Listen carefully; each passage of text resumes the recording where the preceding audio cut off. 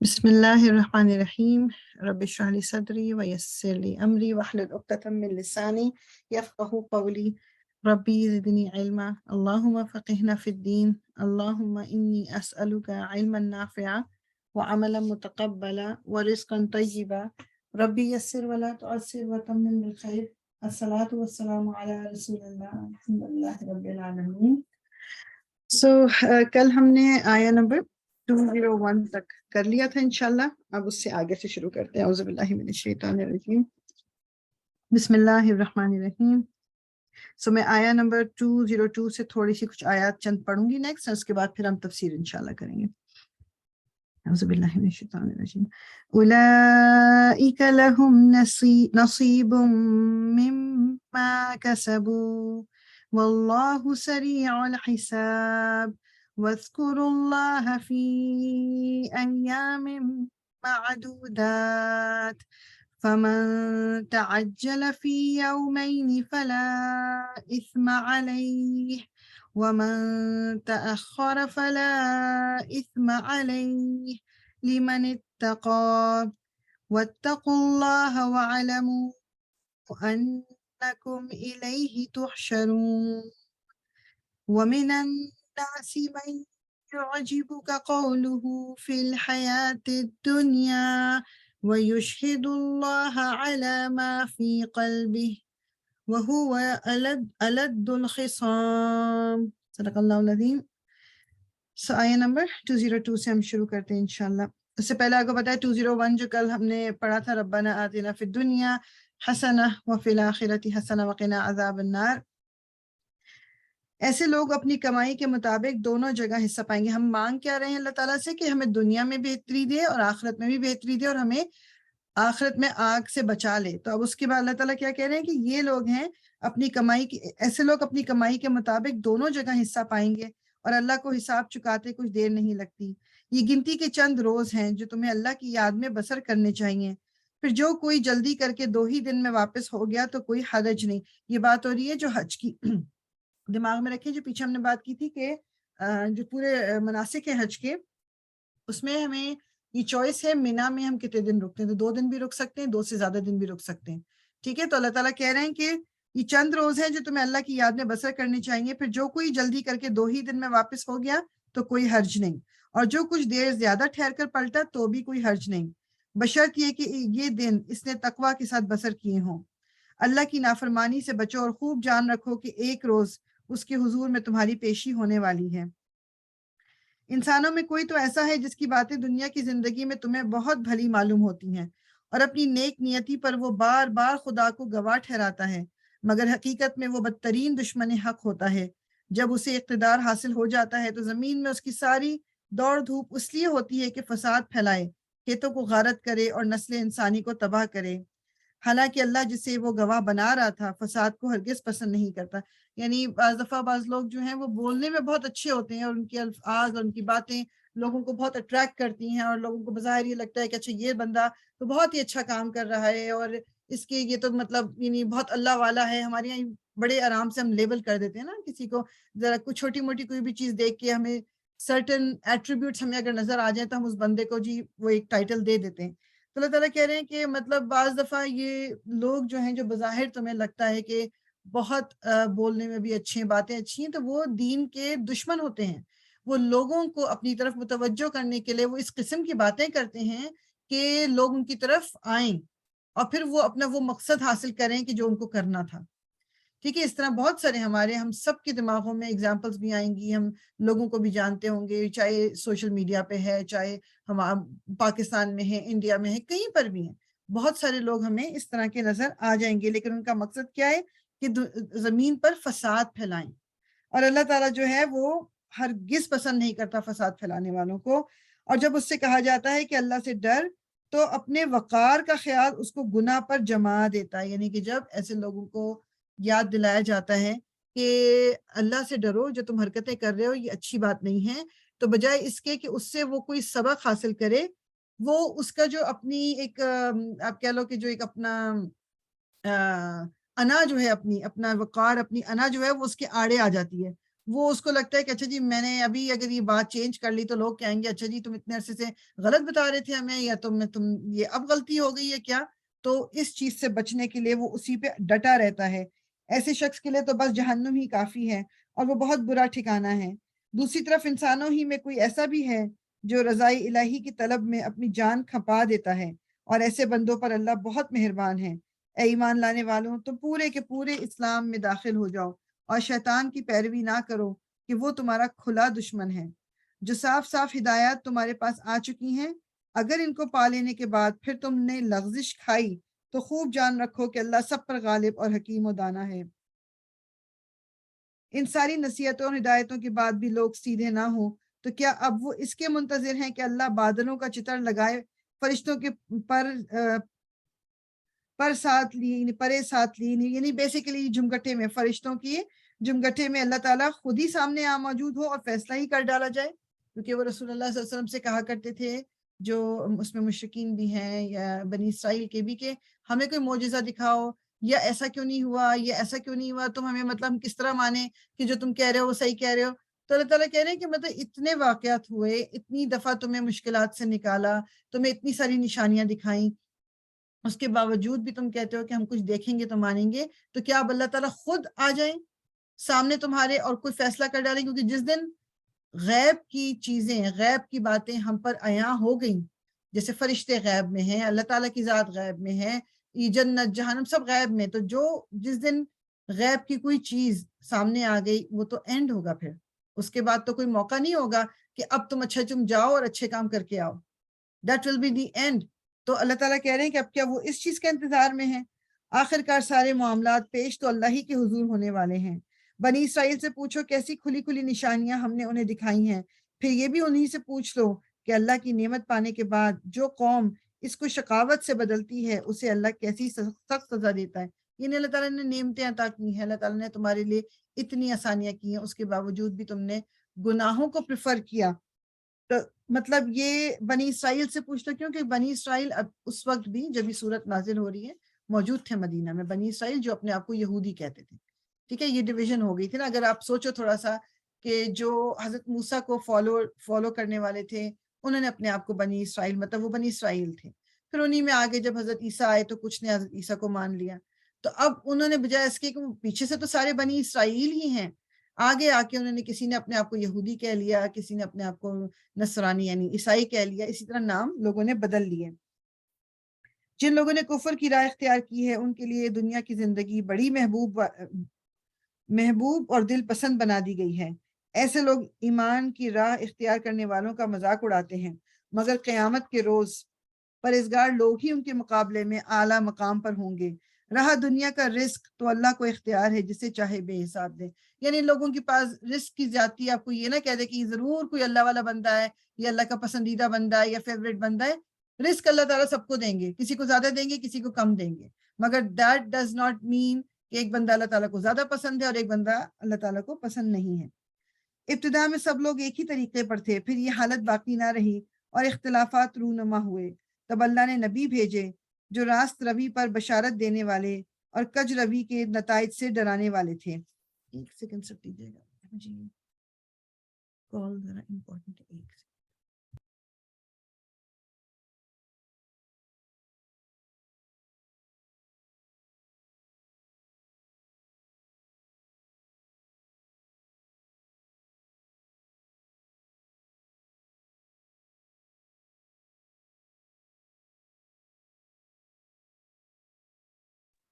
آواز نہیں آ رہی؟ ہاں جی آواز نہیں آ رہی ہمیں بھی. جی میں نے میوٹ کیا تھا، میں نے کہا نا وہ ایک کال ضروری والی آ گئی تھی. سوری. اوکے جزاک اللہ. اعوذ باللہ من الشیطان الرجیم، بسم اللہ الرحمن الرحیم. اچھا جی، ابتدا میں سب لوگ ایک ہی طریقے پر تھے، پھر یہ حالت باقی نہ رہی اور اختلافات رونما ہوئے. تب اللہ نے نبی بھیجے جو راست روی پر بشارت دینے والے اور کج روی کے نتائج سے ڈرانے والے تھے، اور ان کے ساتھ کتابیں برحق نازل کی تاکہ حق کے بارے میں لوگوں کے درمیان جو اختلافات رونما ہو گئے تھے ان کا فیصلہ کریں. بیسیکلی بات یہ تھی کہ یہ نہیں تھا کہ جو یہ ڈفرینٹ کیٹیگریز بن گئی، ڈفرینٹ گروپس بن گئے، کوئی اپنے آپ کو یہودی کہہ رہے ہیں، کوئی نصرانی کہہ رہے ہیں، کوئی اپنے آپ کو جو ڈفرینٹ جو گروپس بن گئے، اس کا یہ مطلب نہیں تھا کہ نالج بالکل نہیں تھی.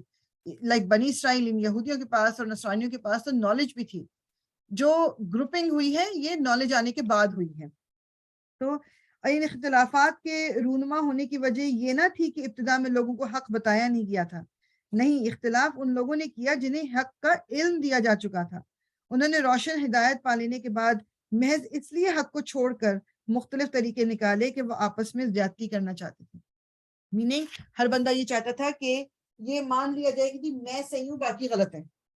یہ اس کی بہت اچھی اگزامپل ہم لوگ ابھی بھی دیکھتے ہیں پاکستان میں، انڈیا میں. یہ ابھی بھی چیز ہے کہ جی ہم جو وہی میں پہلے بات کر چکی ہوں، ڈیٹیل میں جانے کی ضرورت نہیں، لیکن جتنی بھی گروپنگز ہمارے یہاں ہیں، کوئی بھی مسلک ہے، کوئی بھی ایک ڈفرینٹ مائنڈ سیٹ کے ہیں دین کو لے کے، وہ ہر ایک گروپ جو ہے دوسرے کو کہتا ہے کہ جی یہ تو کافر ہیں، یہ تو جنت میں نہیں جائیں گے، جنت میں صرف وہی لوگ جائیں گے جو ہمیں فالو کر رہے ہیں. ٹھیک ہے، تو جو کہ اللہ تعالیٰ نے ان کو کسی کو یہ اختیار دیا نہیں ہے. لیکن یہ بات کیا، اس کی اگزامپل کیا کہ علم آنے کے بعد اختلاف کیا. پس جو لوگ انبیاء پر ایمان لے آئے انہیں اللہ نے اپنے اذن سے اس حق کا راستہ دکھا دیا جس میں لوگوں نے اختلاف کیا تھا. اللہ جسے چاہتا ہے راہ راست دکھا دیتا ہے. پھر کیا تم لوگوں نے یہ سمجھ رکھا ہے کہ یوں ہی جنت کا داخلہ تمہیں مل جائے گا، حالانکہ ابھی تم پر وہ سب کچھ نہیں گزرا ہے جو تم سے پہلے ایمان لانے والوں پر گزر چکا ہے. ان پر سختیاں گزری، مصیبتیں آئیں، ہلا مارے گئے، حتیٰ کہ وقت کا رسول اور اس کے ساتھی اہل ایمان چیخ اٹھے کہ اللہ کی مدد کب آئے گی. اس وقت انہیں تسلی دی گئی کہ ہاں اللہ کی مدد قریب ہے.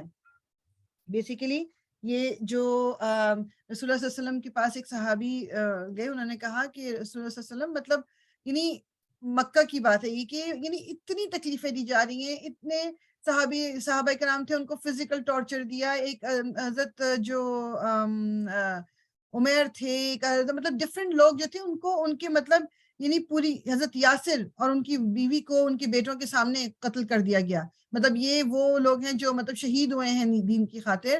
تو وہ صحابی جو تھے انہوں نے رسول اللہ صلی اللہ علیہ وسلم سے کہا کہ رسول اللہ مطلب کب تک، کیا ہم لوگ صحیح نہیں، اللہ کی مدد کب تک آئی، کب آئے گی؟ تو وہ کہتے ہیں کہ رسول اللہ صلی اللہ علیہ وسلم کا چہرہ سرخ ہو گیا، وہ اٹھ گیا کہ مطلب تم لوگوں سے پہلے لوگ اس سے کہیں زیادہ مشکل سے گزرے ہیں، کہ یہاں تک کہ ان کے جو یعنی فزیکلی ان کو تکلیفیں یہ دی جاتی تھی کہ ان کی باڈی کو کے اوپر سے لوہے کی، یہ جو لوہے کی ایک طرح سے سمجھ لیجیے کنگھی ہوتی ہے نا، کوم، وہ ان کی باڈی سے گزاری جاتی تھی، کہ چھیل دیا جاتا تھا ان کو، ان کے سر کے اوپر رکھ کے وہ جو ہے نا کلہاڑی، یا آپ اس کو کہہ دیں گے دوسری جو یعنی آری، اس کو کاٹا جاتا تھا، ان کی باڈی 2 حصوں میں کر دی جاتی تھی، صرف اس لیے کہ وہ مسلمان تھے، صرف اس لیے کہ انہوں نے ایک راہ پہ سیدھی راہ پہ چلنا تھا انہوں نے. تو میں اور آپ جب اس زمانے میں رہتے ہوئے، جب اتنی آسائشیں ہیں، دین پر چلنا generally speaking, I am not talking about in جگہوں پہ کہ جہاں واقعی بہت مشکل ہے، لیکن ہم جہاں رہ رہے ہیں، چلیں اپنی اگزامپل ہی لے لیں، یہاں اس طرح مشکل نہیں ہے دین پہ چلنا. اب میں خود ہی دین پہ چلنا نہ چاہوں تو یہ پھر میں جگہ کو یا سرکمسٹانسز کو بلیم نہیں کر سکتی کہ اب ادھر آ گئے ہیں، اب یہاں رہنا ہے تو پھر کچھ تو ان کی طرح بننا ہی ہوگا، ان کی بتائی ہوئی چیزوں پہ چلنا ہی ہوگا. کیونکہ اب میں یہ بھی تو نہیں ہو سکتا کہ ہم ایکسٹریمسٹ بن جائیں، ہم فنڈامنٹلسٹ بن جائیں. یہ سب باتیں ہم کرتے ہیں نا.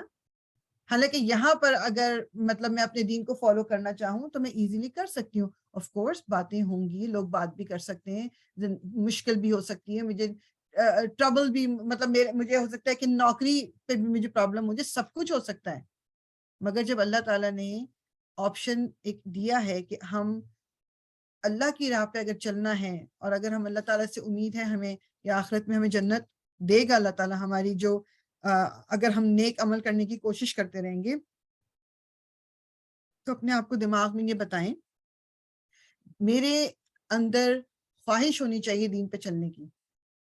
راستے اللہ تعالیٰ خود آسان بناتا ہے، اور اگر راستے آسان نہیں ہوں گے اور دین پر چلنا مشکل ہوگا تو وہ بھی اللہ تعالیٰ دیکھ رہا ہے.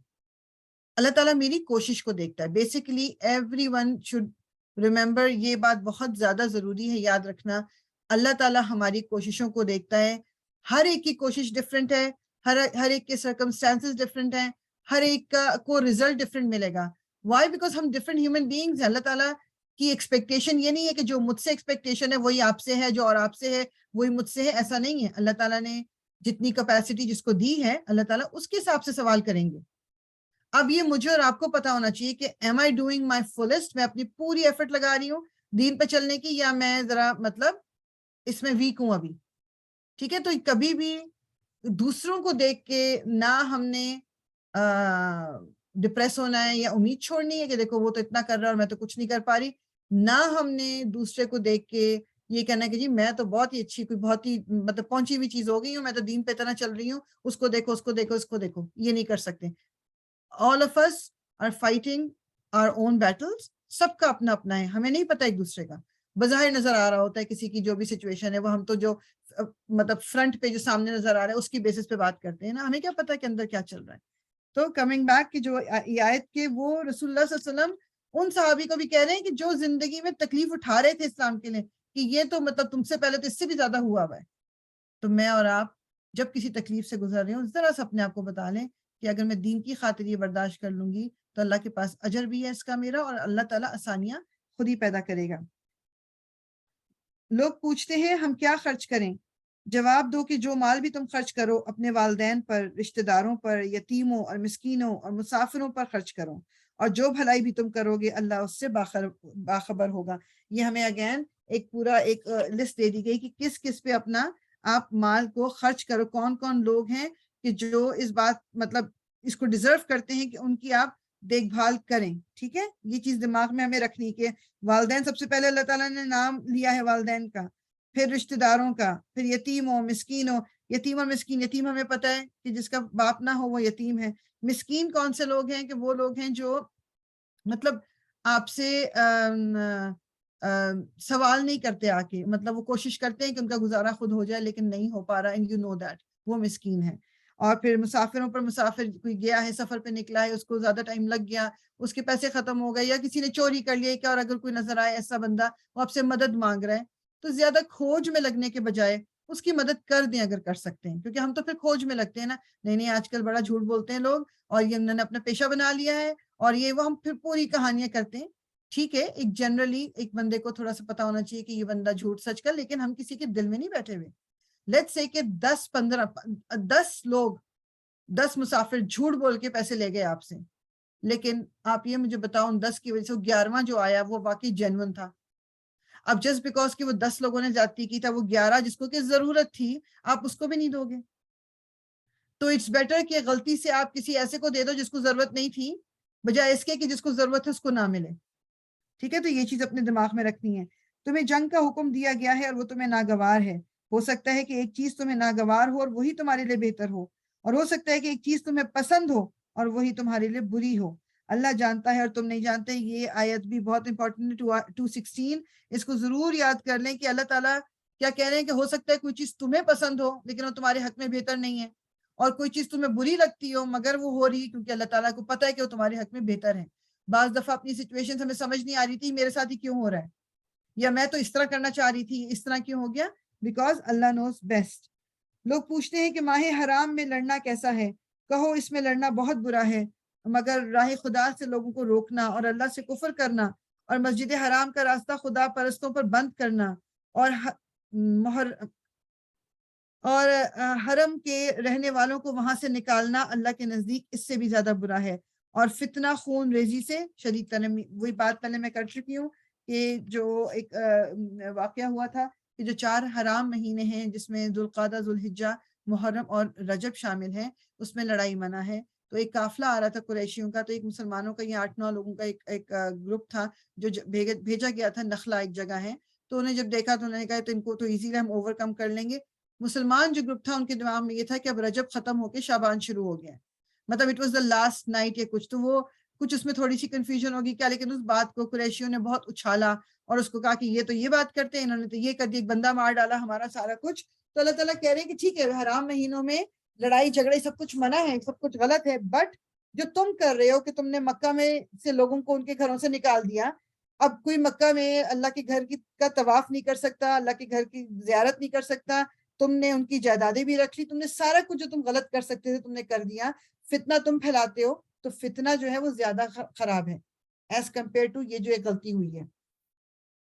پوچھتے ہیں نہیں سوری وہ تو تم سے لڑے ہی جائیں گے حتیٰ کہ اگر ان کا بس وہ تو تم سے لڑے ہی جائیں گے حتیٰ کہ اگر ان کا بس چلے تو تمہیں اس دین سے پھیر لے جائیں اور یہ خوب سمجھ لو کہ تم میں سے جو کوئی اس دین سے پھرے گا اور کفر کی حالت میں جان دے گا اس کے اعمال دنیا اور آخرت دونوں میں ضائع ہو جائیں گے، ایسے سب لوگ جہنمی ہیں اور ہمیشہ جہنم ہی میں رہیں گے، بخلاف اس کے جو لوگ ایمان لائے ہیں اور جنہوں نے خدا کی راہ میں اپنا گھر بار چھوڑا اور جہاد کیا ہے وہ رحمت الہی کے جائز امیدوار ہیں، اور اللہ ان کی لغزشوں کو معاف کرنے والا اور اپنی رحمت سے انہیں نوازنے والا ہے۔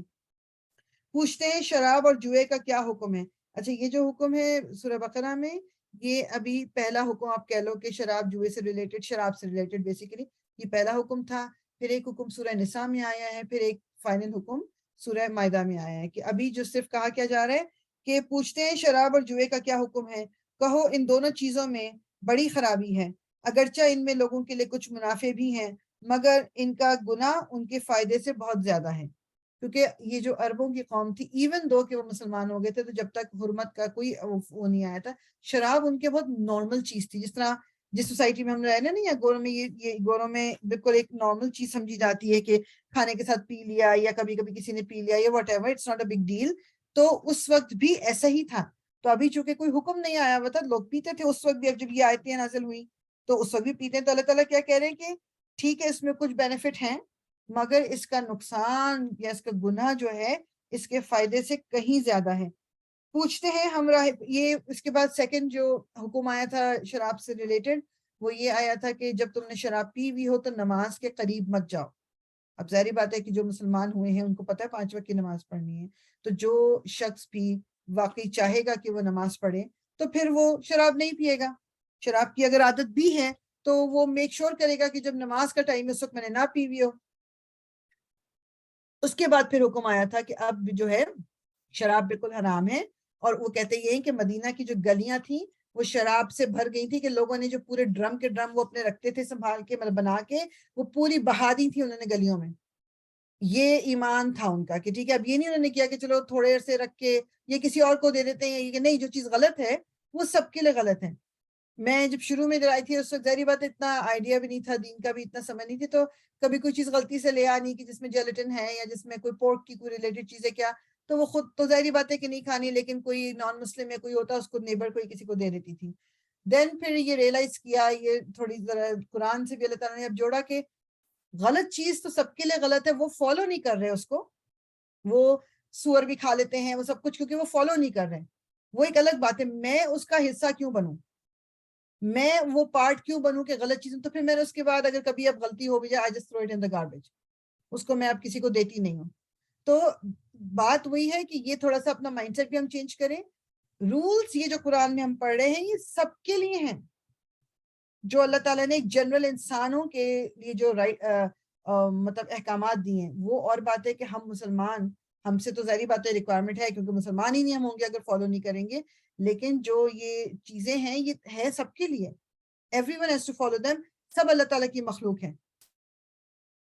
پوچھتے ہیں ہم اللہ کی راہ میں کیا خرچ کریں، کہو اس جو کچھ تمہاری ضرورت سے زیادہ ہو، اس طرح اللہ تعالیٰ تمہارے لیے صاف صاف احکام بیان کرتا ہے، شاید کہ تم دنیا اور آخرت دونوں کی فکر کرو۔ اب ہمیں کون بتائے گا کہ ہماری ضرورت سے زیادہ کیا ہے؟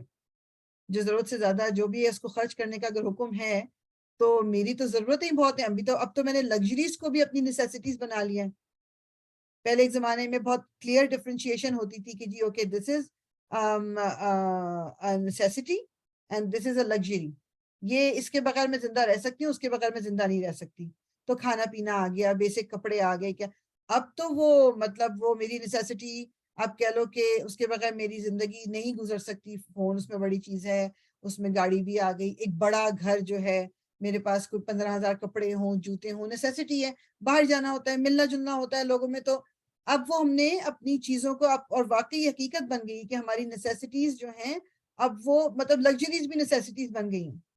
تو پھر ہم یہ کیسے پورا کریں گے جو اللہ تعالیٰ کہہ رہے ہیں کہ جو کچھ تمہاری ضرورت سے زیادہ ہو اس کو اللہ کی راہ میں خرچ کرو؟ ہم کیسے کریں گے؟ تبھی تو ہمارے پاس بچتا ہی نہیں کچھ اللہ کی راہ میں خرچ کرنے کو، کہاں سے ہم خرچ کریں گے؟ پوچھتے ہیں کہ یتیموں کے ساتھ کیا معاملہ کیا جائے، کہو جس طرز عمل میں ان کے لیے بھلائی ہو وہی اختیار کرنا بہتر ہے، اگر تم اپنا اور ان کا خرچ اور رہنا سہنا مشترک رکھو تو اس میں کوئی مذائقہ نہیں، آخر وہ تمہارے بھائی بند ہی تو ہیں۔ برائی کرنے والے اور بھلائی کرنے والے دونوں کا حال اللہ پر روشن ہے، اللہ چاہتا تو اس معاملے میں تم پر سختی کرتا مگر وہ صاحب اختیار ہونے کے ساتھ ساتھ صاحب حکمت بھی ہے. بیسیکلی جو یہ ہے نا جنگ احد میں اس طرح ہوا تھا کہ کافی سارے مسلمان جو ہیں ان کی ڈیتھ ہوئی تھی, اور ویسے بھی غزوہ بدر میں بھی جو کوئی جن کی ڈیتھ ہوئی تھی, تو ظاہری بات ہے پیچھے بچے بھی چھوڑ کے گئے تھے, ان کی جائیداد وغیرہ بھی ہو سکتی ہو. اب لوگوں کو پتہ نہیں تھا کہ ٹھیک ہے بچے تو ہم ان کی اپنی سرپرستی میں لے لیں, ان کا مال دولت یا ان کے ساتھ ہم بیہیو کس طرح کرنا ہے ہمیں, کیونکہ اب یہ بس دماغ میں یہ رکھیں کہ مجھے اور آپ کو تو شاید پتا ہو پھر بھی, کیونکہ ہم نے بچپن سے سن لیا, کیونکہ قرآن آلریڈی تھا, لوگوں کو پتا تھا. اس وقت اب یہ قرآن نازل ہو رہا ہے, یہ نئی چیزیں ہیں ان کے لیے, they don't know what to do. مطلب تو اس لیے ان کو اللہ تعالیٰ کہہ رہے ہیں کہ ان کے ساتھ بھلائی کرو, جو ان کے لیے زیادہ بہتر بات ہے وہ تم کرو, اور ان کا اپنا خرچ اور رہنا سہنا مشترک رکھو. یعنی کہ جو صحابہ کرام تھے ان کو یہ پرابلم تھی, اچھا اگر ہم اپنے گھر میں رکھ لیں یتیم بچے کو, اب اس کی جائیداد جو تھی تو کیا اس کے لیے بالکل الگ رکھیں یا مکس ہو سکتی ہے یا نہ, تو کچھ لوگوں کی ظاہری باتیں نیتیں بھی خراب ہو سکتی ہیں کہ وہ ان بچوں کا مال کھا جائیں جو یتیم ہیں. تو اللہ تعالیٰ ان سب چیز کو اس پہ ایڈریس کر رہے ہیں. تم مشرک عورتوں سے ہرگز نکاح نہ کرنا جب تک کہ وہ ایمان نہ لے آئیں. ایک مومن لونڈی مشرک شریف زادی سے بہتر ہے اگرچہ وہ تمہیں پسند ہو, اور اپنی عورتوں کے نکاح مشرک مردوں سے کبھی نہ کرنا جب تک کہ وہ ایمان نہ لے آئیں. ایک مومن غلام مشرک شریف سے بہتر ہے. یہ کتنی امپورٹنٹ, آج کل ہم کیا دیکھتے ہیں especially living in the West, کہ اب وہ کوئی ڈفرینسیشن ہے ہی نہیں. مسلمان بچیاں جو ہیں وہ ہندوؤں سے شادیاں کر رہے ہیں. ہندو تو اہل کتاب بھی نہیں ہے کہ ہم کبھی وہ, جو کہ اہل کتاب سے بھی ایک اور لڑکی نہیں کر سکتی, مگر میں بات کر رہی ہوں صرف کہ وہ تو اہل کتاب بھی نہیں ہے. ٹوٹل کوئی کوشچن ہی نہیں ہے. وہ تو ایک مسلمان مرد بھی نہیں شادی کر سکتا ایک ہندو عورت سے, جبکہ وہ تو ایک اور بھی کامن ہے. جو انڈیا میں لوگ رہ رہے ہیں وہاں پر یہ بتایا یہی جاتا ہے کہ وہاں یہ چیز بہت کامن ہوتی جا رہی ہے, بوتھ ویز, لڑکیاں بھی اور لڑکے بھی. تو اللہ تعالیٰ کیا کہہ رہے ہیں کہ ایک مشرک لونڈی, ایک مشرک جو بڑی امیر زادی ہے اس سے کہیں بہتر ایک مومن لونڈی ہے, مومن غلام, اس سے بہتر ہے کہ تم شادی کر لو. ایک مشرک نہ عورت سے کر سکتے ہو نہ مرد سے, اگرچہ وہ تمہیں بہت پسند ہو. یہ لوگ تمہیں آگ کی طرف بلاتے ہیں اور اللہ اپنے اذن سے تم کو جنت اور مغفرت کی طرف بلاتا ہے, اور وہ اپنے احکام واضح طور پر لوگوں کے سامنے بیان کرتا ہے. توقع ہے کہ وہ سبق لیں گے اور نصیحت قبول کریں گے. بہت امپورٹنٹ ہے یہ بات کہ جو ہم جو پیرنٹس ہیں, جو مائیں ہیں اسپیشلی, ان کے دماغ میں یہ بات کلیئر ہونی چاہیے اور وہ اپنے بچوں کو یہ بتائیں کہ یہ الاؤ نہیں ہے. اور وہ سیلیبریٹیز کو دیکھ دیکھ کے جو بعض دفعہ بچوں کے دماغ میں آتا ہے نا کہ اب وہ جی آج کل کے جی وہ شاہ رخ خان کو دیکھ لیں آپ, انہوں نے بھی یہ کیا, عامر خان مسلمان ہیں, نام کے تو مسلمان ہی ہیں وہ لوگ, تو وہ کہتے ہیں جی وہ تو یہ تو اس کا مطلب ہے کہ وہ تو اللہ اللہ بھی کرتے ہیں, تو وہ تو رامائن بھی پڑھتے ہیں, تو سب کچھ کرتے ہیں, تو سب دس از آل رانگ, یہ الاؤڈ نہیں ہے. ٹھیک ہے, دس از ناٹ الاؤڈ.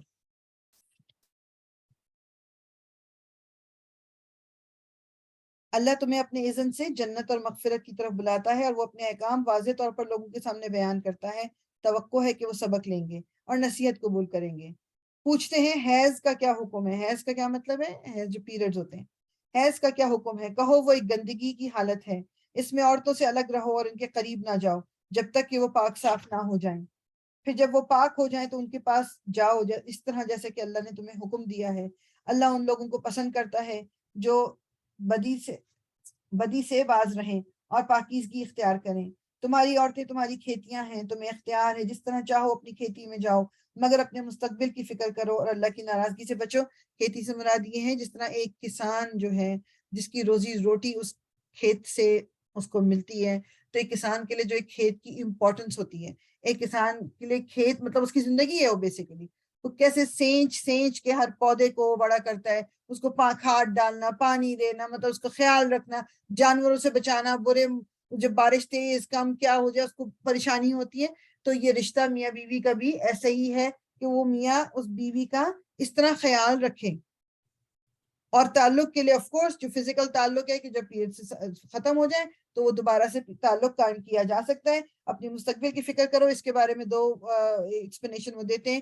ایک تو مستقبل کی فکر کے جو بچے آپ کے پیدا ہوں, ظاہری بات ہے کہ ان کی اپنی نسل کا انکریز کرنا, یہ one of the main reasons of شادی. اور پھر دوسری چیز کیا ہے کہ اس طرح بھی مستقبل کی فکر کرنے کا یہ بھی مطلب ہے کہ تم آگے اب جو اس دنیا سے جب تم چلے جاؤ گے تو تم پیچھے کیا چھوڑ کے جا رہے ہو. خوب جان لو کہ تمہیں ایک دن اس سے ملنا ہے، اور اے نبی جو تمہاری ہدایت کو مان لیں انہیں فلاح و سعادت کا مژدہ سنا دو. اللہ کے نام کو ایسی قسمیں کھانے کے لیے استعمال نہ کرو جن سے مقصود نیکی اور تقوی اور بندگان خدا کی بھلائی کے کاموں سے باز رہنا ہو. بیسیکلی مطلب یعنی کسی ایسی چیز کی قسم نہ کھاؤ جو اچھی چیز ہے. فار ایگزامپل آج میں اللہ کی قسم کھاتی ہوں، مطلب ایگزامپل دے رہی ہوں کہ آج کے بعد میں اس شخص کی تو کوئی مدد نہیں کروں گی. اب کسی کی مدد کرنا ایک اچھا کام ہے، تو یہ قسم میں نہیں کھا سکتی. This is not allowed, this is wrong. تو اللہ تعالیٰ کہہ رہے ہیں کہ اللہ کے نام کو ایسی قسمیں کھانے کے لیے استعمال نہ کرو جس سے مقصد جو ہے وہ نیکی کا اور تقوی اور بندگان خدا کی بھلائی کے کاموں سے باز رہنا ہو. اللہ تمہاری ساری باتیں سن رہا ہے اور سب کچھ جانتا ہے. جو بے معنی قسمیں تم بلا ارادہ کھا لیا کرتے ہو ان پر اللہ گرفت نہیں کرتا، مگر جو قسمیں تم سچے دل سے کھاتے ہو ان کی باز پرس وہ ضرور کرے گا. اللہ بہت درگزر کرنے والا اور بردبار ہے. بعض لوگوں کو عادت ہوتی ہے نا اردو میں بھی کہ وہ جو اللہ کی قسم ایسا ہو گیا، اللہ کی قسم. اور عربوں میں بھی آپ کو پتا ہے واللہ واللہ کہنے کا بہت زیادہ ٹرینڈ ہے. تو اللہ تعالیٰ کہہ رہے ہیں کہ جو قسم تو تم ویسے ہی کھا لیتے ہو جیسے عادتاً، اس پہ پکڑ نہیں ہوگی، لیکن جو قسم جانتے بوجھتے سوچتے ہوئے کھائی اس کو پھر اگر توڑیں گے تو اس کا کفارہ ادا کریں گے. اس میں وہی ہے کہ جی کفارہ کس طرح سے ہے کہ آپ نے قسم توڑنے کا کفارہ 10 مسکینوں کو کھانا کھلانا ہے، یا انہیں کپڑے پہنانا ہے، یا ایک غلام آزاد کرنا ہے، یا 3 دن کے روزے رکھنا ہے. ظاہری بات ہے غلام آزاد کرنے کا اب تو ہمارے یہاں اس ٹائم پہ وہ کانسیپٹ نہیں ہے، لیکن یا تو 10 مسکینوں کو کھانا کھلانا ہے یا پھر 3 دن کے روزے رکھنے ہیں اگر کوئی قسم کھا لے اور پھر توڑے اس کو. جو لوگ اپنی عورتوں سے تعلق نہ رکھنے کی قسم کھا بیٹھتے ہیں ان کے لیے 4 مہینے کی مہلت ہے. اگر انہوں نے رجوع کر لیا تو اللہ معاف کرنے والا اور رحیم ہے، اور اگر انہوں نے طلاق ہی کی ٹھان لی ہو تو جانے رہیں کہ اللہ سب کچھ سنتا اور جانتا ہے. یہ بیسیکلی وہ ایلا کہتے ہیں، ایلا اس کو، یہ اس زمانے میں وہ تھا ٹرینڈ کہ میاں بیوی میں کوئی جیسے مطلب جس سے اکثر ہو جاتا ہے ناراضگی ہوئی کیا تو وہ میاں جو ہے اس نے کہہ دیا کہ اوکے میں مطلب قسم کھا لی کہ تم میری ماں کی طرح ہو، یا میں آج کے بعد تم سے بالکل الگ، اور وہ الگ ہو جاتے ہیں. تو یعنی بیسیکلی وہ کہا یہ جا رہا ہے کہ تم جو انہیں مطلب ایسا بیسیکلی بالکل کرنا نہیں ہے. اس کی ڈفرینٹ ٹیکنیکلٹیز ہیں کہ اگر 4 مہینے تک ہو گیا تو 4 مہینے کے بعد اگر شوہر نے طلاق دینی تو طلاق دے سکتا ہے. یہ اب اس ایلا کی بات کر رہی ہوں میں اس وقت میں ریگولر طلاق جو ہماری کانسیپٹ اس کو نہیں کر رہی. لیکن وہ کچھ علماء کا کہنا یہ ہے کہ اگر فزیکل تعلقات قائم نہیں کیے جائیں تو 4 مہینے کی لمٹ ہے. 4 میں اچھا اگر وہ okay so one group says کہ اگر 4 مہینے تک فزیکل تعلقات نہیں بھی قائم ہوئے لیکن آپس کے تعلقات اچھے ہیں تو اٹ از اوکے. لیکن ایک گروپ آف اسکالرس کہتا ہے کہ نہیں، ایون اف تعلقات اگر اچھے بھی ہیں، اگر یہ 4 مہینے کا وداؤٹ اینی ریزن، اب اس میں جیسے یہ ہوتا ہے کہ بہت سے لوگ جیسے لیٹس سے کہ کوئی کام جاب کے سلسلے میں کوئی شوہر گیا ہوا ہے، یہ اس کی بات نہیں کر رہی میں، جو آپ کہہ لو ان اوائڈیبل سرکمسٹانسز کی بات نہیں ہو رہی، یہ جنرل ویسے بات ہو رہی ہے کہ اگر کوئی اس طرح کرتا ہے تو پھر وہ مطلب 4 مہینے کے بعد اگر وہ رجوع نہیں کرتا تو پھر طلاق ہو جائے گی. اگر انہوں نے رجوع کر لیا تو اللہ معاف کرنے والا اور رحیم ہے، اور اگر انہوں نے طلاق ہی کی ٹھان لی ہو تو جانے رہیں کہ اللہ سب کچھ سنتا اور جانتا ہے. جن عورتوں کو طلاق دی گئی ہو وہ 3 مرتبہ ایام ماہواری آنے تک اپنے آپ کو روکے رکھیں، اور ان کے لیے یہ جائز نہیں کہ اللہ نے ان کے رحم میں جو کچھ خلق فرمایا ہو اسے چھپائیں. یعنی یہ جو اب طلاق کسی کی اگر ہوگی، ایک طلاق ہوئی تو وہ 3 پیریڈز آنے تک ویٹ کرے گی، اور اس دوران اگر وہ مطلب تاکہ یہ کنفرم ہو جائے کہ ویدر وہ پریگننٹ تو نہیں ہے، اور اگر اس کو پتہ چل جائے کہ وہ پریگننٹ ہے تو پھر وہ چھپائے نہیں. ہماری یہ بھی ٹرینڈ ہے کہ بعض دفعہ باپ کو بتایا نہیں جاتا کیونکہ الگ ہونا ہے تو باپ کو نہیں بتانا. انہیں ہرگز ایسا نہیں کرنا چاہیے اگر وہ اللہ اور آخرت پر ایمان رکھتی ہیں. ان کے شوہر تعلقات درست کر لینے پر آمادہ ہوں تو وہ اس عدت کے دوران میں انہیں پھر اپنی زوجیت میں واپس لے لینے کے حقدار ہیں. یہ جو عدت کی پہلی ایک طلاق اگر ہوئی ہے اور اس کی عدت کا جو ٹائم ہے 3 ماہواریوں کا، اس دوران پہ اگر جو شوہر ہے اس کو خیال آتا ہے کہ نہیں مجھے تو ساتھ ہی رہنا ہے کرنا ہے، تو وہ اگر رجوع کرنا چاہے تو یہ اس کا زیادہ رائٹ ہے. اس وقت یہ بات نہیں ہو رہی کہ عورت نے کیا کرنا ہے، عورت کو خلا کا رائٹ ہے، بالکل ہے، لیکن اگر یہ جو اس وقت کی سچویشن ہے کہ جی اس طرح مرد زیادہ حقدار ہے کہ وہ اس عورت کو اس ٹائم پہ واپس لے سکتا ہے. عورتوں کے لیے بھی معروف طریقے پر ویسے ہی حقوق ہیں جیسے مردوں کے حقوق ان پر ہیں. البتہ مردوں کو یعنی شوہروں کو ان پر ایک درجہ حاصل ہے اور سب پر اللہ غالب اقتدار رکھنے والا اور حکیم و دانا موجود ہے. یہ جو آج کل زیادہ پرابلمس ہمارے یہاں گھروں میں ہو رہی ہیں صرف اسی وجہ سے کہ دو سربراہ بننے کی کوشش ہو رہی ہے کہ عورت بھی کہتی ہے کہ میں بھی سربراہ والی پوزیشن میں آ جاؤں اور مرد کو تو اللہ تعالیٰ نے سربراہ بنایا ہے. میں اور آپ اس بات پہ اللہ تعالیٰ سے بحث نہیں کر سکتے. اللہ تعالیٰ نے چونکہ رسپانسبلٹی آدمی کو دی ہے, وہ کمائے گا, وہ کھلائے گا, وہ پرووائڈ کرے گا, تو اس لیے اس کو پھر اللہ تعالیٰ نے ایک سٹیپ اوپر دیا ہے. ڈیسیژن میکنگ ہے اس کے ہاتھ میں. اس سے یہ بھی پوچھا جائے گا اگر اس نے خیال نہیں رکھا ہوگا بیوی کا, اگر اس نے اس کو سکون نہیں دیا ہوگا تو پوچھا جائے گا بالکل. تو جب رسپانسبلٹی کسی کو ملتی ہے تو پھر پریولیجز بھی ملتے ہیں نا. تو اگر اس کو کچھ پریولیجز جو ہمیں فیل ہوتے ہیں, اچھا ایز اے انسان بالکل دونوں برابر ہیں, ہم مکس کر دیتے ہیں رولز کو, اور جو ایک آپ کہہ لو کہ انہیرنٹ اللہ تعالیٰ کی طرف سے جو ہمیں کچھ حقوق دیے گئے ہیں, دو چیزیں ڈفرنٹ ہیں دونوں. جس طرح ایک کمپنی میں آپ چلے جاؤ جی, ایک کام کرنے والا ہے, پھر اس کا مینیجر آ گیا, پھر اس کے اوپر کا مینیجر سپروائزر آ گیا, پھر کرتے کرتے اب سی ای او تک پہنچ گئے اور سب کچھ سی ایف او آ گیا, سب آ گئے. آپ کیا کہتے ہو کہ جو سی ای او ہے کیا وہی کام کرے گا جو ایک اس کا سبارڈینیٹ کر رہا ہے نیچے عام بندہ یا کوئی انٹرنشپ پہ آیا ہوا ہے؟ ہم اس چیز کو تو ایکسیپٹ کر لیتے ہیں کہ نہیں سی ای او تو ڈفرینٹ کام کرے گا, اور آف کورس کیونکہ اب وہ سی ای او ہے اس کی تنخواہ بھی بہت زیادہ ہوگی, اس کو یہ پریولیج بھی ہو گئی, اس کو دنیاوی ان چیزوں کو, ان ڈویژنز کو ہم آرام سے ایکسیپٹ کر لیتے ہیں. تو جب اللہ تعالیٰ نے کہا کہ میں نے مرد کو شوہر کو یعنی شوہر ایک رول ہے نا, یہ بات صرف شوہر کی ہو رہی ہے اس وقت, جنرل بات نہیں کری میں. ایک شوہر کو اللہ تعالیٰ نے جب یہ رسپانسبلٹی دی کہ اس نے کمانا بھی ہے, اس نے بیوی کی حفاظت بھی کرنی ہے, بچوں کی حفاظت کرنی ہے, سر پہ چھت, کھانا پینا, سب کچھ اس کی ذمہ داری ہے. تو اگر اس کے بدلے میں اللہ تعالیٰ نے اس کو کچھ رائٹس دیے ہیں تو اٹ از اوکے, اس میں کوئی حرج نہیں ہے. اس سے پوچھ گچھ بھی تو ہوگی, ٹھیک ہے. اور پھر جو اسی طرح جو عورت کو اللہ تعالیٰ نے رائٹس دیے ہوئے ہیں, اور ایز اے بیوی جو اس کو رائٹس دیے ہوئے ہیں وہ اس کو پورے کرنے, وہ اس کو ملنے چاہیے. سو فرائض اور حقوق دونوں کرنے ہیں ہمیں. یہ جو مقابلے کی ایک ہمارے گھر میں فضا, ہمارے گھروں میں پیدا ہوئی ہوئی ہے نا کہ یہ دونوں برابر ہیں, برابر ہو نہیں سکتے.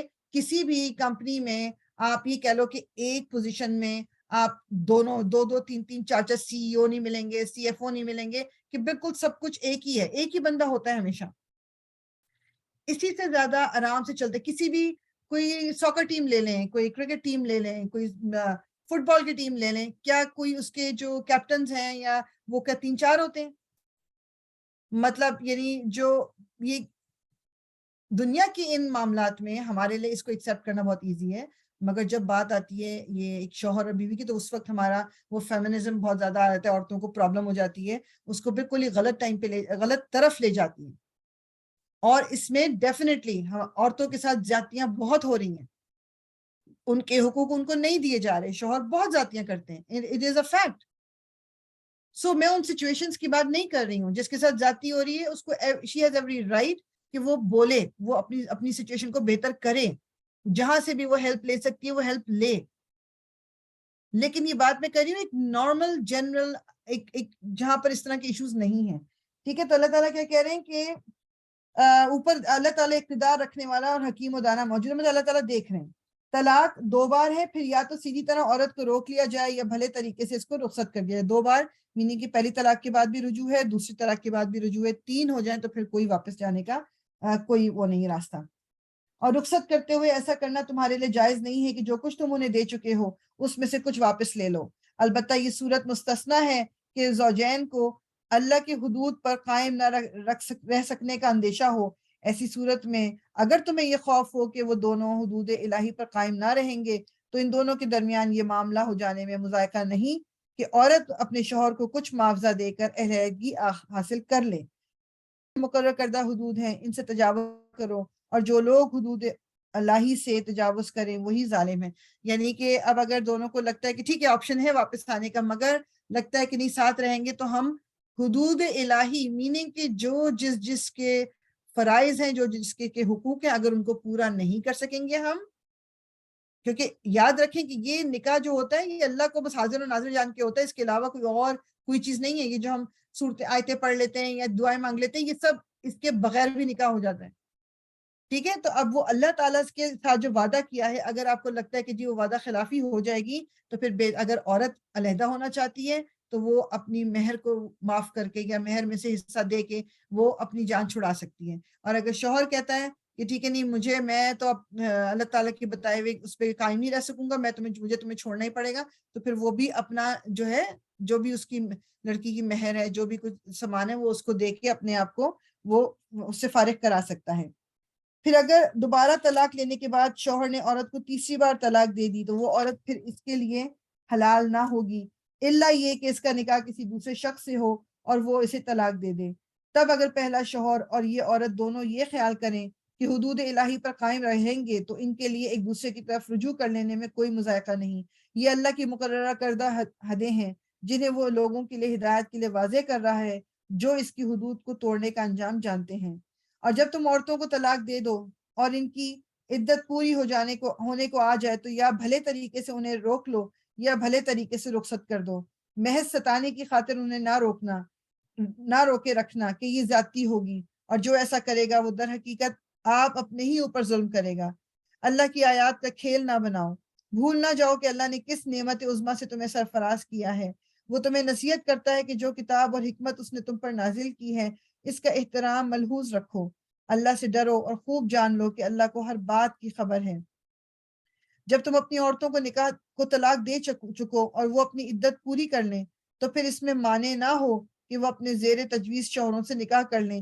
بیسیکلی یہ کہ جیسے ایک عورت ہے اور میاں اور بیوی ہم طلاق پہلی ہو گئی ہے، سے دوسری ہو گئی، لیکن رجوع ہو سکتا ہے، اور وہ عورت واپس جانا چاہتی ہے، تو پھر بعض دفعہ گھر والے نہیں جانے دیتے، بھائی باپ یہ لوگ روکتے ہیں کہ نہیں. تو ہمیں کسی کو بھی یہ روکنے کا رائٹ نہیں ہے. اگر وہ لڑکی جانا چاہتی ہے واپس، یا وہ لڑکا لڑکی دوبارہ سے ساتھ زندگی شروع کرنا چاہتے ہیں، nobody has a right کہ ان کو وہ پھر روک سکے.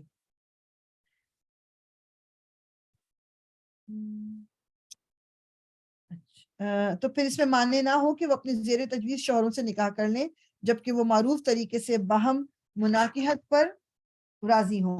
تمہیں نصیحت کی جاتی ہے کہ ایسی حرکت ہرگز نہ کرنا اگر تم اللہ اور روز آخر پر ایمان لانے والے ہو. تمہارے لیے شائستہ اور پاکیزہ طریقہ یہی ہے کہ اس سے باز رہو. اللہ جانتا ہے، تم نہیں جانتے. جو باپ چاہتے ہوں کہ ان کی اولاد پوری مدت رضاعت تک دودھ پیے، تو مائیں اپنے بچوں کو کامل 2 سال دودھ پلائیں. اس صورت میں بچے کے باپ کو معروف طریقے سے انہیں کھانا کپڑا دینا ہوگا. یہ بات ہو رہی ہے کہ جیسے علیحدگی ہو گئی ہے، مگر وہ باپ چاہتا ہے کہ اگر نیو بورن بیبی کوئی ہے کہ جی اس بچے کو ماں اپنا دودھ پلائے اور ماں اس پہ راضی ہو جاتی ہے، تو پھر اس ماں کا اور بچے کا جو کھانا پینا مطلب جو خرچہ ہے وہ باپ اٹھائے گا. اس صورت میں بچے کے باپ کو معروف طریقے سے انہیں کھانا کپڑا دینا ہوگا، مگر کسی پر اس کی وسعت سے بڑھ کر بار نہ ڈالنا چاہیے. نہ تو ماں کو اس وجہ سے تکلیف میں ڈالا جائے کہ بچہ اس کا ہے، اور نہ ہی باپ کو اس وجہ سے تنگ کیا جائے کہ بچہ اس کا. یعنی دونوں کے درمیان ایک مصالحت کے طور پہ ایک بات ہو کہ جی باپ بھی جتنا دے سکتا ہے اتنا ہی دے گا، اور ماں بھی زیادہ نہ مانگے، اور ماں پہ بھی اتنا بوجھ نہ ڈالا جائے کہ نہیں تم چاہے بیمار ہو چاہے تم تکلیف میں، بس بچے کو 2 سال تک دودھ پلانا ہے. ایسی بات نہیں ہے، اس کی صحت بھی دیکھنی ہے. اور اللہ تعالیٰ نے رائٹ دیا ہوا، وہ عورت انکار کر سکتی ہے کہ جی مجھے نہیں پلانا. تمہیں نصیحت کی جاتی ہے کہ ایسی حرکت ہرگز نہ کرنا اگر تم اللہ اور روز آخر پر ایمان لانے والے ہو. تمہارے لیے پیچھے سے چلی گئی میں. دودھ پلانے والی کا یہ حق جیسا بچے کے باپ پر ہے ویسا ہی اس کے وارث پر بھی ہے، لیکن اگر فریقین باہمی رضامندی اور مشورے سے دودھ چھڑانا چاہیں تو ایسا کرنے میں کوئی مذائقہ نہیں. اور اگر تمہارا خیال اپنی اولاد کو کسی غیر عورت سے دودھ پلانے کا ہو تو اس میں بھی کوئی حرج نہیں، بشرط یہ کہ اس کا جو کچھ معاوضہ طے کرو وہ معروف طریقے پر ادا کر دو. اللہ سے ڈرو اور جان رکھو کہ جو کچھ تم کرتے ہو سب اللہ کی نظر میں. یعنی یہ جس کو ویٹ نرسز بولتے ہیں نا، کہ جو دودھ بعض دفعہ یہ پہلے زمانے میں تو کافی کامن تھا کہ ابھی بھی ہم سنتے ہیں کہ جی اس نے اس بچے کو بھی دودھ پلایا، اپنے بچے کو بھی دودھ پلایا، اس لیے وہ رضائی ماں رضائی بھائی بہن جو بن جاتے ہیں، تو اس لیے یہ بھی کرانے میں کوئی حرج نہیں. تم میں سے جو لوگ مر جائیں ان کے پیچھے اگر ان کی بیویاں زندہ ہوں تو وہ اپنے آپ کو 4 مہینے 10 دن روکے رکھیں. پھر جب ان کی عدت پوری ہو جائے تو انہیں اختیار ہے اپنی ذات کے معاملے میں معروف طریقے سے جو چاہیں کریں، تم پر اس کی کوئی ذمہ داری نہیں، البتہ اللہ تم سب کے اعمال سے باخبر ہے۔ زمانہ عدت میں خواہ تم ان بیوہ عورتوں کے ساتھ منگنی کا ارادہ اشارے کنائیوں میں ظاہر کر دو، خواہ دل میں چھپائے رکھو، دونوں صورتوں میں کوئی مذاکرہ نہیں۔ ایک عورت ہے، اس کی شوہر کی ڈیتھ ہو گئی، اب وہ عدت میں ہے، تو عدت میں پیغام نہیں بھیجا جا سکتا، اس کو اشارے کنائیوں میں کسی کے تھرو بات پہنچائی جا سکتی ہے کہ جی عدت کے بعد آپ کوئی مرد انٹرسٹڈ اگر ہے اس میں شادی کرنے کا، لیکن اوپنلی کوئی ڈسکشن یا کوئی منگنی یہ نہیں ہو سکتی۔ جی انیلا؟ بس وہ کوشچن یاد ہے کہ یہ جو رضائی بہن کا ان کی آپس میں شادیاں نہیں ہو سکتی نا؟ نہیں ٹھیک، جزاک اللہ۔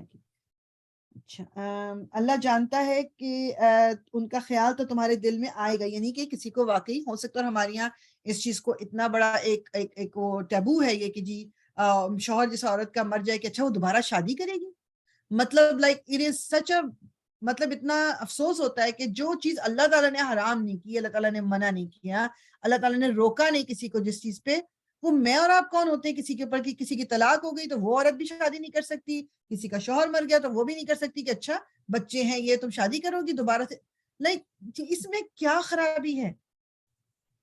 وہ عورت کے پاس، اس مرد کے پاس، مرد کا بھی یہی ہے، مردوں کو بھی نہیں چھوڑتے کہ اچھا ابھی تو بیوی مرے 6 مہینے نہیں ہوئے تو اسے دوسری شادی کر لی، تو کیوں نہیں کر سکتا دوسری شادی؟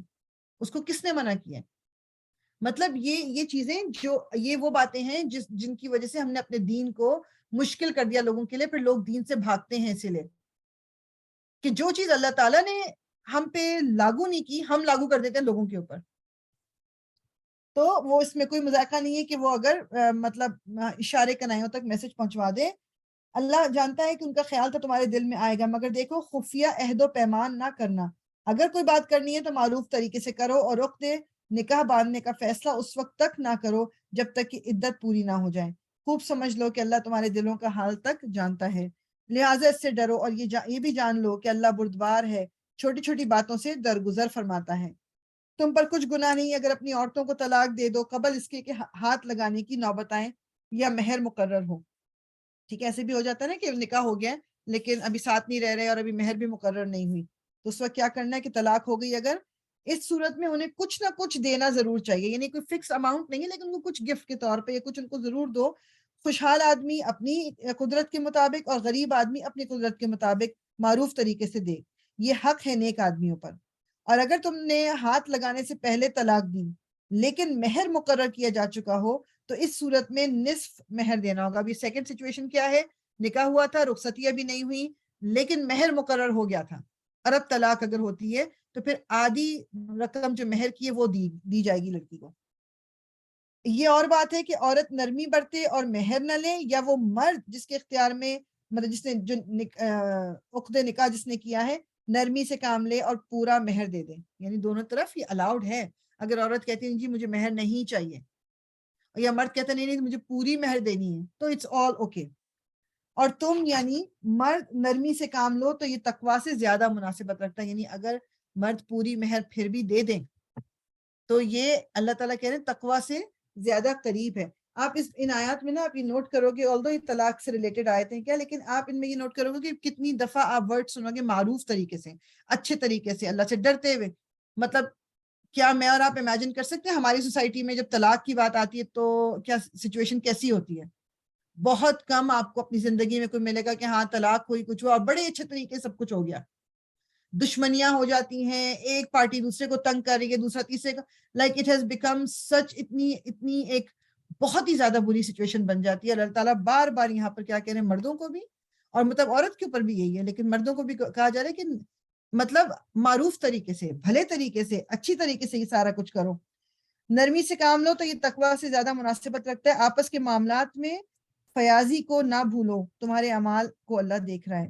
اپنی نمازوں کی نگہداشت کرو، خصوصاً ایسی نماز کی جو محاسن صلاۃ کی جامع، یعنی کہ جو بیسیکلی مطلب کیا ہے کہ جو صلاۃ وسطیٰ درمیانی، اس کے بارے میں ایک اوپینین یہ ہے کہ یہ درمیانی جو نماز ہے وہ نماز عصر کی بات ہو رہی ہے، کہ اپنی نماز کی مطلب عصر کی نماز جو ہے اس کا خیال رکھو، وہ مس نہ ہو۔ رسول اللہ صلی اللہ علیہ وسلم کی ایک حدیث کا مفہوم ہے کہ جس کی عصر کی نماز قضا ہو گئی، اس کا گھر مطلب اس کا جو گھر بار ہے، اس کا مال اولاد سب کچھ سمجھ لو لٹ گیا.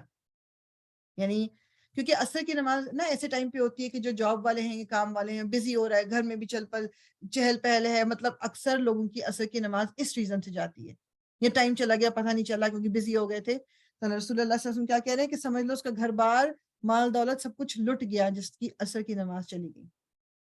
تو ایک تو وہ کچھ علماء نے یہ کہا ہے کہ یہ عصر کی نماز کی بات ہے، کچھ علماء نے یہ کہا ہے کہ یہ بھی ہو سکتا ہے کہ مقصد کہنے کا یہ کہ جو ایک نماز سے دوسری نماز کے درمیان کا ٹائم ہے، اس میں اللہ تعالیٰ کے ذکر کو کرنا، اللہ تعالیٰ کو یاد رکھنا، اچھے کام کرنا، یہ اس کی بھی بات ہو سکتی ہے کہ جو درمیانہ ٹائم ہے. کیونکہ صلوات جو ہیں وہ آپ مطلب ذکر کو بھی، تعریف کو بھی، اس کو بھی کہتے ہیں. تو واللہ عالم. اور اللہ کے آگے اس طرح کھڑے ہو جیسے فرما بردار غلام کھڑے ہوتے ہیں. بد امنی کی حالت ہو تو بد امنی کی حالت ہو تو خواہ پیدل ہو خواہ سوار، جس طرح ممکن ہو نماز پڑھیں. یعنی اگر آپ جیسے بیٹل فیلڈ میں بھی ایون صحابہ کرام تھے تو نماز وہاں بھی معاف نہیں تھی. وہاں پر بھی نماز کے لیے ٹرنز لیتے تھے کہ ایک پہلی والی رو نماز پڑھ لے گی، وہ پیچھے آ جائے گی، تو پیچھے والی آگے چلی جائے گی اور نماز پڑھیں گے اپنے ہتھیاروں سمیت، اپنے تمام آرمر کے ساتھ. یعنی اس سے کیا پتہ چلتا ہے؟ اس سے کیا یہ پتہ چلتا ہے کہ نماز جو ہے ہاں امپورٹنٹ ہے مگر اتنی نہیں ہے. اگر امپورٹنٹ نہ ہوتی تو جنگ کی حالت جہاں پر دشمن آپ پہ حملہ کر رہا ہے وہ تو ایسا ٹائم ہے کہ اللہ تعالیٰ کہتے ہیں اوکے جب جنگ کی حالت میں ہو تو نماز معاف ہے تمہیں. نماز اس وقت بھی معاف نہیں ہے. تو میں اور آپ جتنی آرام سے اپنی نمازوں کو چھوڑ دیتے ہیں تو پھر ہمارے پاس کیا ریزن ہے اس کا؟ تو اللہ تعالیٰ کہہ رہے ہیں کہ اگر بدامنی ہے، یعنی کہ آپ کو دشمن کے حملے کا خطرہ ہے، تو چاہے کھڑے ہو کے، چاہے اگر آپ کسی سواری پہ ہو، گھوڑے پہ ہو، ہاتھی پہ ہو، جس پہ بھی ہو، آپ اس پہ بیٹھے بیٹھے نماز پڑھ لو. اور جب امن میسر آ جائے تو اللہ کو اس طریقے سے یاد کرو جو اس نے تمہیں سکھایا ہے، جس سے تم پہلے ناواقف تھے. یعنی پھر آپ جب امن کی حالت میں آ گئے تو ریگولر نماز پڑھو. تم میں سے جو لوگ وفات پائیں اور پیچھے بیویاں چھوڑ رہے ہوں، ان کو چاہیے کہ اپنی بیویوں کے حق میں یہ وصیت کر جائیں کہ 1 سال تک ان کو نان نفقہ دیا جائے اور وہ گھر سے نہ نکالی جائیں. پھر اگر وہ خود نکل جائیں تو اپنی ذات کے معاملے میں معروف طریقے سے وہ جو کچھ بھی کریں، اس کی کوئی ذمہ داری تم پر نہیں ہے. اللہ سب پر غالب، اقتدار رکھنے والا اور حکیم و دانا ہے. اسی طرح جن عورتوں کو طلاق دی گئی ہو انہیں بھی مناسب طور پر کچھ نہ کچھ دے کر رخصت کیا جائے. یہ حق ہے متقی لوگوں پر. اس طرح اللہ اپنے احکام تمہیں صاف صاف بتاتا ہے.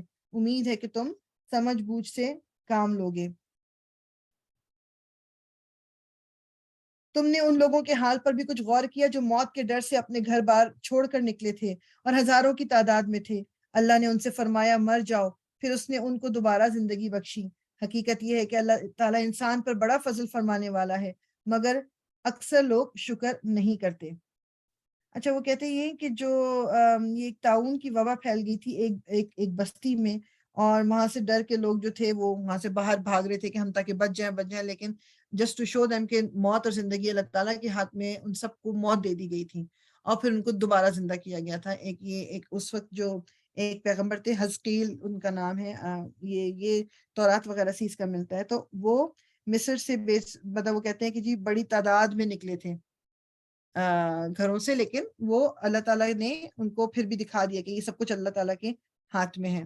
اور یہ اسی لیے ہمارا دین بھی ہمیں کہتا ہے کہ جب کہیں پر اگر بیماری پھیل جائے اس جگہ سے باہر نہ جاؤ اور وہاں سے کوئی باہر سے اندر نہ آئے. تو یہ جو ان لوگوں نے کووڈ کے دنوں میں جو ایک پروٹوکول تھا، یہ دین نے ہمیں 1400 سال پہلے سکھایا تھا، اس سے بھی پہلے، کہ جہاں پر بیماری، اور اس کو ایک لوور لیول پہ، اس میں لوگ بعض دفعہ برا مان جاتے ہیں اور اپنے اوپر وہ لے جاتے ہیں. اگر کسی کی طبیعت خراب ہے تو وہ منع کر سکتا ہے لوگوں کو کہ اپنے گھر میں آنے سے کہ بھئی میں بیمار ہوں، آپ کو لگ نہ جائے، اور خود بھی لوگوں کے گھر نہ جائیں کہ تاکہ لوگوں کو بیماری نہ لگے. ہم اس بات کو زیادہ سمجھتے نہیں ہیں اور ریلیکس رہتے ہیں اور کہتے ہیں اٹس اوکے، اس سے کیا فرق پڑتا ہے، بیماری تو ہوتی رہتی. نہیں، اس چیز کا خیال رکھنا چاہیے ہمیں. دس از ویری امپورٹنٹ. اللہ تعالیٰ کہہ رہے ہیں تو حقیقت یہ کہ اللہ انسان پر بڑا فضل فرمانے والا ہے، مگر اکثر لوگ شکر نہیں ادا کرتے. اچھا جی، میں یہ اس وقت آیا نمبر 243 پہ ہوں. 243. مسلمانوں اللہ کی راہ میں جنگ کرو اور خوب جان رکھو کہ اللہ سننے والا اور جاننے والا ہے. تم میں کون ہے جو اللہ کو قرض حسن دے تاکہ اللہ اسے کئی گنا بڑھا چڑھا کر واپس کرے؟ گھٹانا بھی اللہ کے اختیار میں ہے اور بڑھانا بھی، اور اسی کی طرف تمہیں پلٹ کر جانا ہے. پھر تم نے اس معاملے پر بھی غور کیا جو موسیٰ کے بعد سرداران بنی اسرائیل کو پیش آیا تھا. انہوں نے اپنے نبی سے کہا ابھی موسیٰ علیہ السلام دنیا سے گزر چکے ہیں، اس کے بعد جو نبی بنی اسرائیل میں تھا یہ ان کی بات ہو رہی ہے. انہوں نے اپنے نبی سے کہا ہمارے لیے ایک بادشاہ مقرر کر دو تاکہ ہم اللہ کی راہ میں جنگ کریں. نبی نے پوچھا کہیں ایسا تو نہ ہوگا کہ تم کو لڑائی کا حکم دیا جائے اور پھر تم نہ لڑو. وہ کہنے لگے بھلا یہ کیسے ہو سکتا ہے کہ ہم اللہ کی راہ میں نہ لڑیں جبکہ ہمیں اپنے گھروں سے نکال دیا گیا ہے اور ہمارے ہاں ہمارے بال بچے ہم سے جدا کر دیے گئے ہیں. مگر جب ان کو جنگ کا حکم دیا گیا تو ایک قلیل تعداد کے سوا وہ سب پیٹھ موڑ گئے اور اللہ ان میں سے ایک ایک ظالم کو جانتا ہے. یعنی بیسیکلی یہ جو بائبل اور اس کے تھرو ہی یہ سٹوری پتہ چلتی ہے. لیکن بہرحال جب ان کو اس قوم کو کہا گیا کہ وہ اللہ کی راہ میں لڑے تو اس وقت انہوں نے کہا کہ مطلب یعنی پیٹ دکھا دی، بیسیکلی جانے سے آگے انہوں نے انکار کر دیا. ان کے نبی نے ان سے کہا کہ اللہ نے طالوت کو تمہارے لیے بادشاہ بنایا. طالوت جو ہے ان کو بنایا گیا، یہ جو بادشاہ اس وقت کے جو لوگ تھے جو بنی اسرائیل تھے تو بادشاہ بنایا گیا ہے. یہ سن کر وہ بولے ہم پر بادشاہ بننے کا وہ کیسے حقدار ہو گیا، اس کے مقابلے میں بادشاہی کے ہم زیادہ مستحق ہیں، وہ تو کوئی بڑا مالدار آدمی نہیں ہے. نبی نے جواب دیا اللہ نے تمہارے مقابلے میں اسی کو منتخب کیا ہے اور اس کو دماغی اور جسمانی دونوں قسم کی اہلیتیں فراوانی کے ساتھ عطا فرمائی ہیں اور اللہ کو اختیار ہے کہ اپنا ملک جسے چاہے دے، یعنی کہ اپنی بادشاہت جسے چاہے دے. اللہ بڑی وسعت رکھتا ہے اور سب کچھ اس کے علم میں ہے. اس کے ساتھ ان کے نبی نے ان کو یہ بھی بتایا کہ خدا کی طرف سے اس کے بادشاہ مقرر. اچھا طالوت جو تھے یہ انہی لوگوں میں رہتے تھے. یہ مصر میں جو پہلی والی جنریشن تھی وہ ختم ہو کے ابھی دوسری جنریشن آئی ہے، حضرت موسیٰ والی جنریشن ختم ہو گئی. تو اس میں سے طالوت کو جب چوز کیا گیا تو ان لوگوں نے کہا اچھا نشانی کیا، تو نبی جو تھے انہوں نے کہا کہ نشانی یہ ہے کہ جو بیسیکلی کیونکہ ان لوگوں کو پرابلم اس لیے ہو رہی تھی کہ طالوت جو تھے وہ کوئی بہت امیر آدمی نہیں تھے اور یہ بڑے بڑے سردار موجود تھے بنی اسرائیل کے. تو ان کو ان نبی نے کیا دیا کہ خدا کی طرف سے اس کے بادشاہ مقرر ہونے کی علامت یہ ہے کہ اس کے عہد میں وہ صندوق تمہیں مل جائے گا جس میں تمہارے رب کی طرف سے تمہارے لیے سکون قلب کا سامان ہے، جس میں آل موسیٰ اور آل ہارون کے چھوڑے ہوئے تبرکات ہیں اور جس کو اس وقت فرشتے سنبھالے ہوئے ہیں. اگر تم مومن ہو تو یہ تمہارے لیے بہت بڑی نشانی. تو انہوں نے جب نشانی مانگی تو انہوں نے کہا جو یہ نبی تھے کہ نشانی یہ ہے کہ وہ ایک صندوق تھا جو غائب ہو گیا تھا، جس میں انہوں نے سنبھال کے بنی اسرائیل نے حضرت موسیٰ کی وہ جو چھڑی تھی وہ رکھی ہوئی تھی، ان کی مطلب مختلف چیزیں جو کچھ چیزیں تبرک کے طور پہ رکھی ہوئی تھی، وہ جو تھا وہ غائب ہو گیا تھا. صندوق کوئی ڈوب گیا تھا، یہ کیا ہوا تھا واللہ عالم. تو اب ان نبی نے کہا کہ وہ جو تمہارا صندوق تھا نا وہ تمہیں فرشتے واپس لا کے دیں گے اور یہ نشانی ہے کہ اللہ تعالیٰ نے طالوت کو چوز کیا، کیونکہ وہ فرشتوں نے پھر جب وہ صندوق لے کے آئے تو وہ طالوت کے گھر کے سامنے وہ فرشتوں نے وہ صندوق رکھ دیا. یہ ایک نشانی تھی کہ جو اللہ تعالیٰ نے ان کو چوز کیا ہے. پھر جب طالوت لشکر لے کر چلا تو اس نے کہا ایک دریا پر اللہ کی طرف سے تمہاری آزمائش ہونے والی ہے، جو اس کا پانی پیے گا وہ میرا ساتھی نہیں، میرا ساتھی صرف وہ ہے جو اس سے پیاس نہ بجھائے. ہاں ایک آدھ چلو کوئی پانی پی لے تو پی لے، مگر ایک گروہ قلیل کے سوا وہ سب اس دریا سے سیراب ہوئے. اب جب لڑنے کے لیے جانے لگے تو یہ جو طالوت تھے انہوں نے کہا کہ اب ظاہر بات ہے یہ فلسطینی ہیں سارے جو ساتھ ہیں، ٹھیک ہے، فوج جو ہے وہ فلسطینیوں کے ساتھ ہے، ان کے ساتھ ہے. اچھا اب انہوں نے یہ کہا کہ جو راستے میں ایک پانی دریا آنے والا ہے، اس میں اللہ تعالیٰ تمہاری جو ہے وہ آزمائش کریں گے. وہ اس طرح کی آزمائش کریں گے کہ جس نے زیادہ پانی پی لیا وہ جو ہے وہ ہم میں سے نہیں ہے، اور جو بس تھوڑا سا پانی پی لے اور آگے چل پڑے وہ ہم میں سے ہیں. اب زیادہ تر جو لوگ تھے وہ پیدل چل کے آ رہے تھے تو انہوں نے جو ہے وہ پیڑ بھر کے خوب پانی پی لیا، اور جو کچھ لوگ تھے تھوڑے سے صرف لوگ رہ گئے جنہوں نے تھوڑا سا پانی پیا. تو وہ ظاہر بات ہے جب پھر لڑنے کے بعد باری آئی تو ان لوگوں نے کہا کہ ہم تو آج نہیں لڑ سکتے، ہم تو بہت تھک گئے جنہوں نے زیادہ پانی پیا تھا. اور پھر اس میں آگے ہم دیکھتے ہیں انشاءاللہ. پھر جب طالوت اور اس کے ساتھی مسلمان دریا پار کر کے آگے بڑھے تو انہوں نے طالوت سے کہہ دیا کہ آج ہم میں جالوت اور اس کے گلایت، جالوت جو ہے جو جس سے مقابلہ تھا، اور اس کے لشکروں کا مقابلہ کرنے کی طاقت نہیں ہے.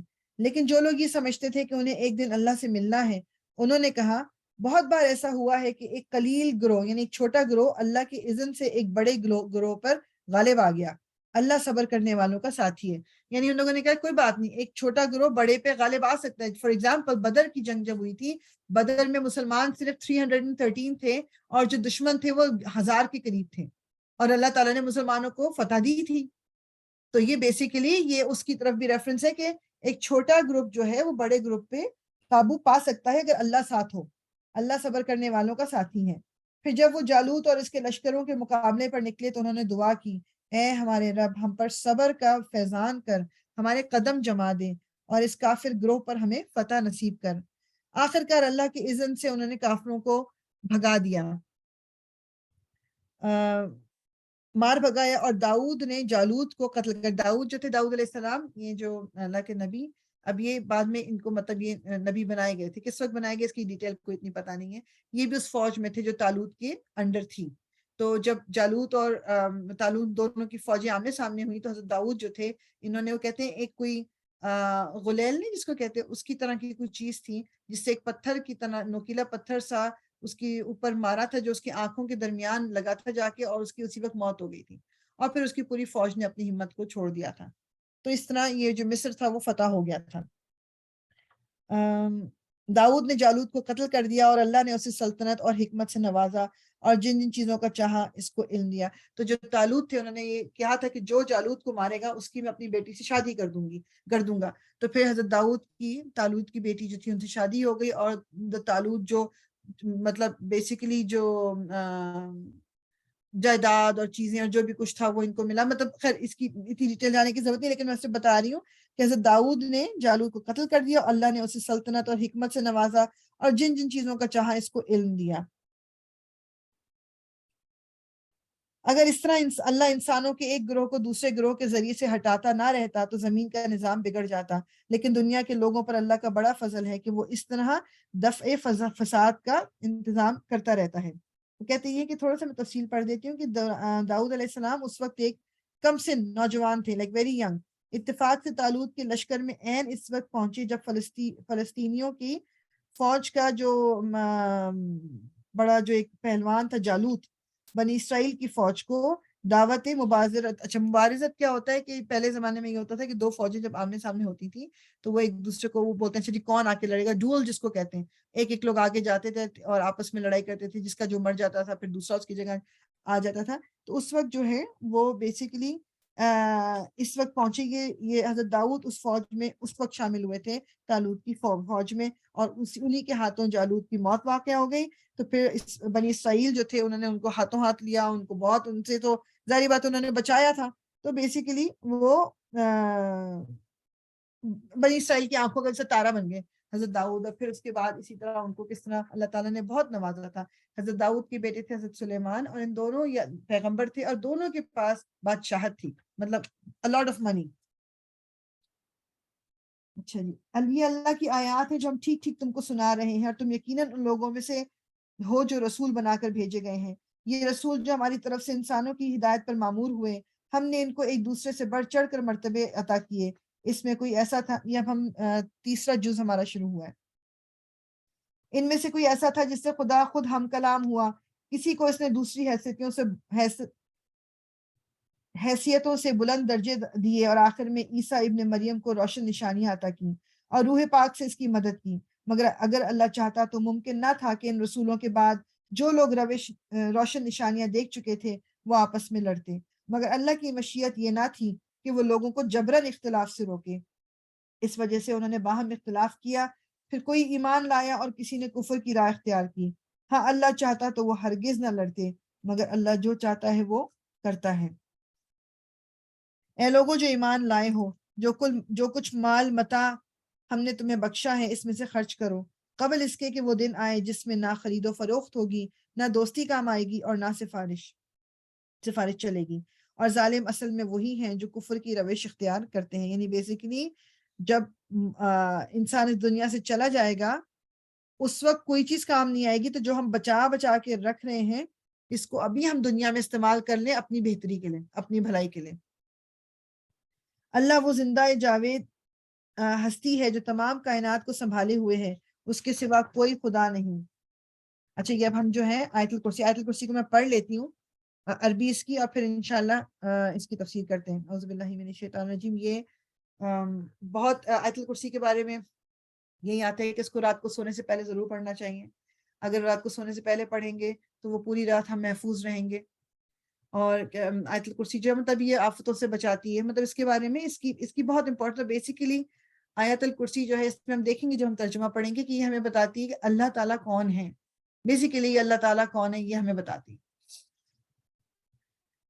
بسم اللہ الرحمن الرحیم. اللہ لا الہ الا ہو الحی القیوم لا تأخذه سنة ولا نوم له ما في السماوات وما في الأرض من ذا الذي يشفع عنده إلا بإذنه يعلم ما بين أيديهم وما خلفهم ولا يحيطون بشيء من علمه إلا بما شاء وسع كرسيه السماوات والأرض ولا يؤوده حفظهما وهو العلي العظيم.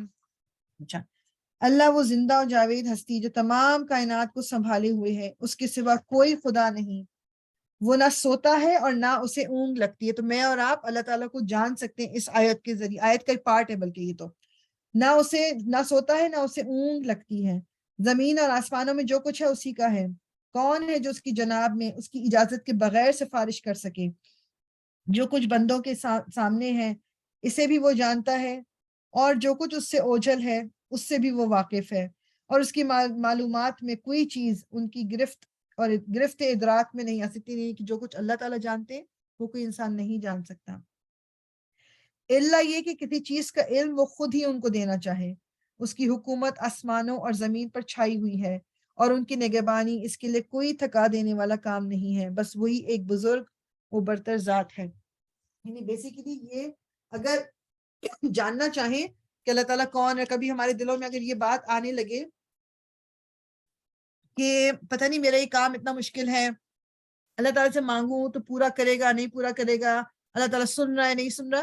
اللہ تعالیٰ تو مطلب ہمیں ٹائم بھی نہیں لینا اللہ تعالیٰ سے. یعنی یہ بھی نہیں ہے کہ اچھا جی جس طرح ہوتا ہے نا کسی بڑی شخصیت سے ملنا ہو تو یہ آپ اپوائنٹمنٹ بنائے. اللہ تعالیٰ نے کہا ہے کہ کوئی بھی وقت ہو مجھے پکارو، میں سن رہا ہوں.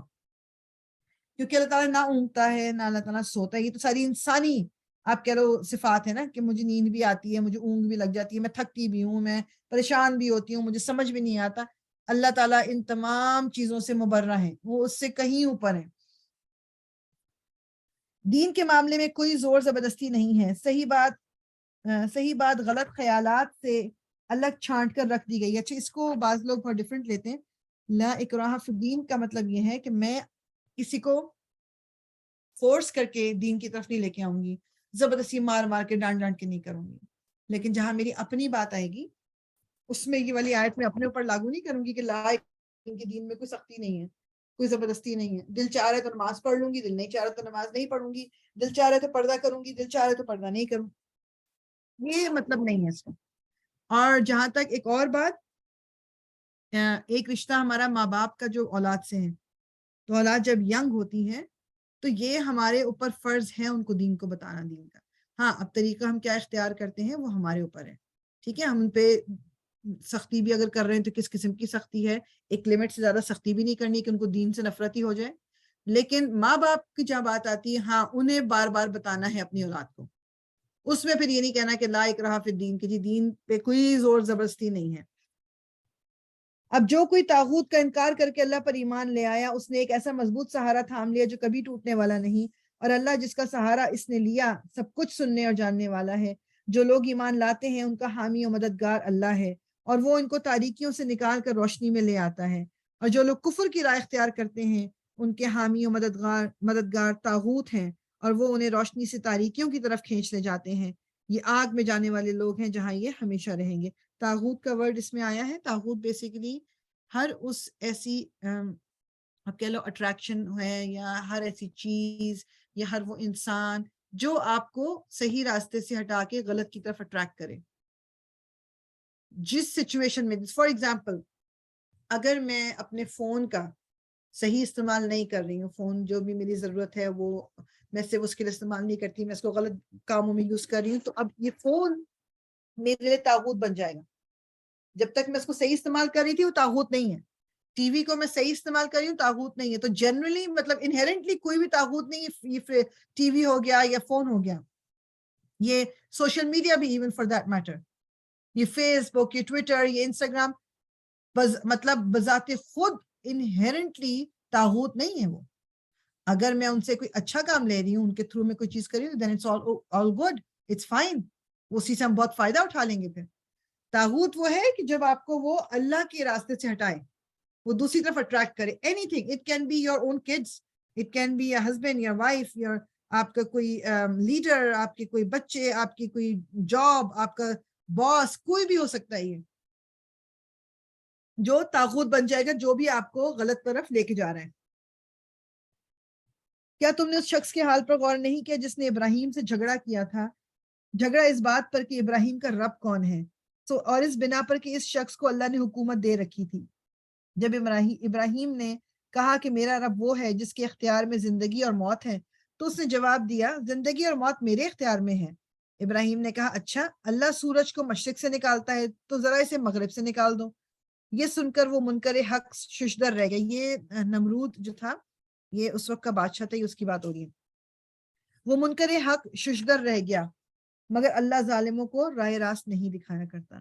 مطلب اتنا سب کچھ یعنی چپ کر گیا کہ اب ظاہری بات ہے کہ وہ مغرب سے سورج تو نہیں نکال سکتا تھا، اس کے باوجود بھی اپنی حرکتوں سے وہ باز نہیں آیا۔ یا پھر مثال کے طور پر اس شخص کو دیکھو جس کا گزر ایک ایسی بستی پر ہوا جو اپنی چھتوں پر اوندھی گری پڑی تھی۔ اس نے کہا کہ یہ آبادی جو ہلاک ہو چکی ہے، اسے اللہ کس طرح دوبارہ زندگی بخشے گا؟ اس پر اللہ نے اس کی روح قبض کر لی اور وہ 100 برس تک مردہ پڑا رہا۔ یہ بھی وہ کہتے ہیں کہ شاید کوئی نبی تھے یا کون تھے، جو واللہ عالم، اس کے بارے میں اتنی ڈیٹیل نہیں ملتی، کہ وہ ایک جگہ سے گزرے تو وہاں پوری کی پوری جو وہ جگہ تھی، سارے لوگ مطلب اپنے گھروں میں الٹے پڑے ہوئے تھے، مرے ہوئے تھے، مطلب دے ہیڈ آل ڈائڈ۔ تو انہوں نے اپنے دل میں سوچا ہوگا، یہ کہا ہوگا کہ یہ تو یہاں تو مطلب اب دوبارہ کبھی زندگی آ ہی نہیں سکتی۔ تو اللہ تعالیٰ نے اس وقت ان کو موت دے دی، اور وہ 100 سال تک ان کو موت دیے رکھی، اور ان کو پتہ بھی نہ چلا۔ اور وہ جب پھر ہم اس میں آگے پڑھیں گے، خیر پھر اللہ تعالیٰ نے ان کو دوبارہ زندگی بخشی، اور پھر وہ جیسے وہ ڈونکی، ایک ان کا گدھا تھا وہاں پر، اس کو اللہ تعالیٰ نے نشانی بنایا، ان کا کھانا پینا تھا، یعنی بیسیکلی اللہ تعالیٰ نے اپنا معجزہ دکھایا کہ اللہ تعالیٰ is capable of doing whatever he wants to do۔ تو ان آیات میں ان کا ذکر آ رہا ہے۔ مثال کے طور پر اس شخص کو دیکھو جس کا گزر ایک ایسی بستی پر ہوا جو اپنی چھتوں پر اوندھی گری پڑی تھی۔ اس نے کہا، یہ آبادی جو ہلاک ہو چکی ہے، اسے اللہ کس طرح دوبارہ زندگی بخشے گا؟ اس پر اللہ نے اس کی روح قبض کر لی اور وہ 100 برس تک مردہ پڑا رہا۔ پھر اللہ نے اسے دوبارہ زندگی بخشی اور اس سے پوچھا، بتاؤ کتنی مدت پڑے رہے ہو؟ اس نے کہا، 1 دن یا چند گھنٹے رہا ہوں گا۔ فرمایا، تم پر 100 برس اسی حالت میں گزر چکے ہیں۔ اب ذرا اپنے کھانے اور پینے کو دیکھو، کیا اس میں کوئی ذرا بھی تغیر نہیں آیا، یعنی اس کو ذرا سے بھی کچھ نہیں ہوا۔ دوسری طرف ذرا اپنے گدھے کو بھی دیکھو کہ اس کا پنجر تک وہ سیدھا ہو رہا ہے، میننگ کہ ایک طرف کھانا تھا تر و تازہ جیسے کہ ابھی ابھی لیا ہے، اور دوسری طرف ان کا گدھا تھا جو کہ جس کا کہ جو اسکیلٹن بھی اب پرانا ہو چکا تھا، یعنی اس کو وہ مر گیا تھا، تو 100 سال کے بعد جو حال ہو سکتا ہے وہ حال ہو رہا تھا۔ اور یہ ہم نے اس لیے کیا کہ ہم تمہیں لوگوں کے لیے ایک نشانی بنا دینا چاہتے ہیں۔ پھر دیکھو کہ ہڈیوں کے اس پنجر کو ہم کس طرح اٹھا کر گوشت پوست اس پر چڑھاتے ہیں۔ اس طرح جب حقیقت اس کے سامنے بالکل نمایاں ہو گئی تو اس نے کہا، میں جانتا ہوں کہ اللہ ہر چیز پر قدرت رکھتا ہے۔ اور وہ واقعہ بھی پیش نظر رہے جب ابراہیم نے کہا تھا کہ میرے مالک مجھے دکھا دے تو مردوں کو کیسے زندہ کرتا ہے۔ فرمایا، کیا تو ایمان نہیں رکھتا؟ اس نے عرض کیا، ایمان تو رکھتا ہوں مگر دل کا اطمینان درکار ہے۔ فرمایا، اچھا، اب یہ حضرت ابراہیم کی بات ہو رہی جو کہ ابھی پیچھے ہم پڑھ کے آ چکے ہیں، جنہوں نے اللہ تعالیٰ کی ہر بات پہ سر جھکا دیا تھا۔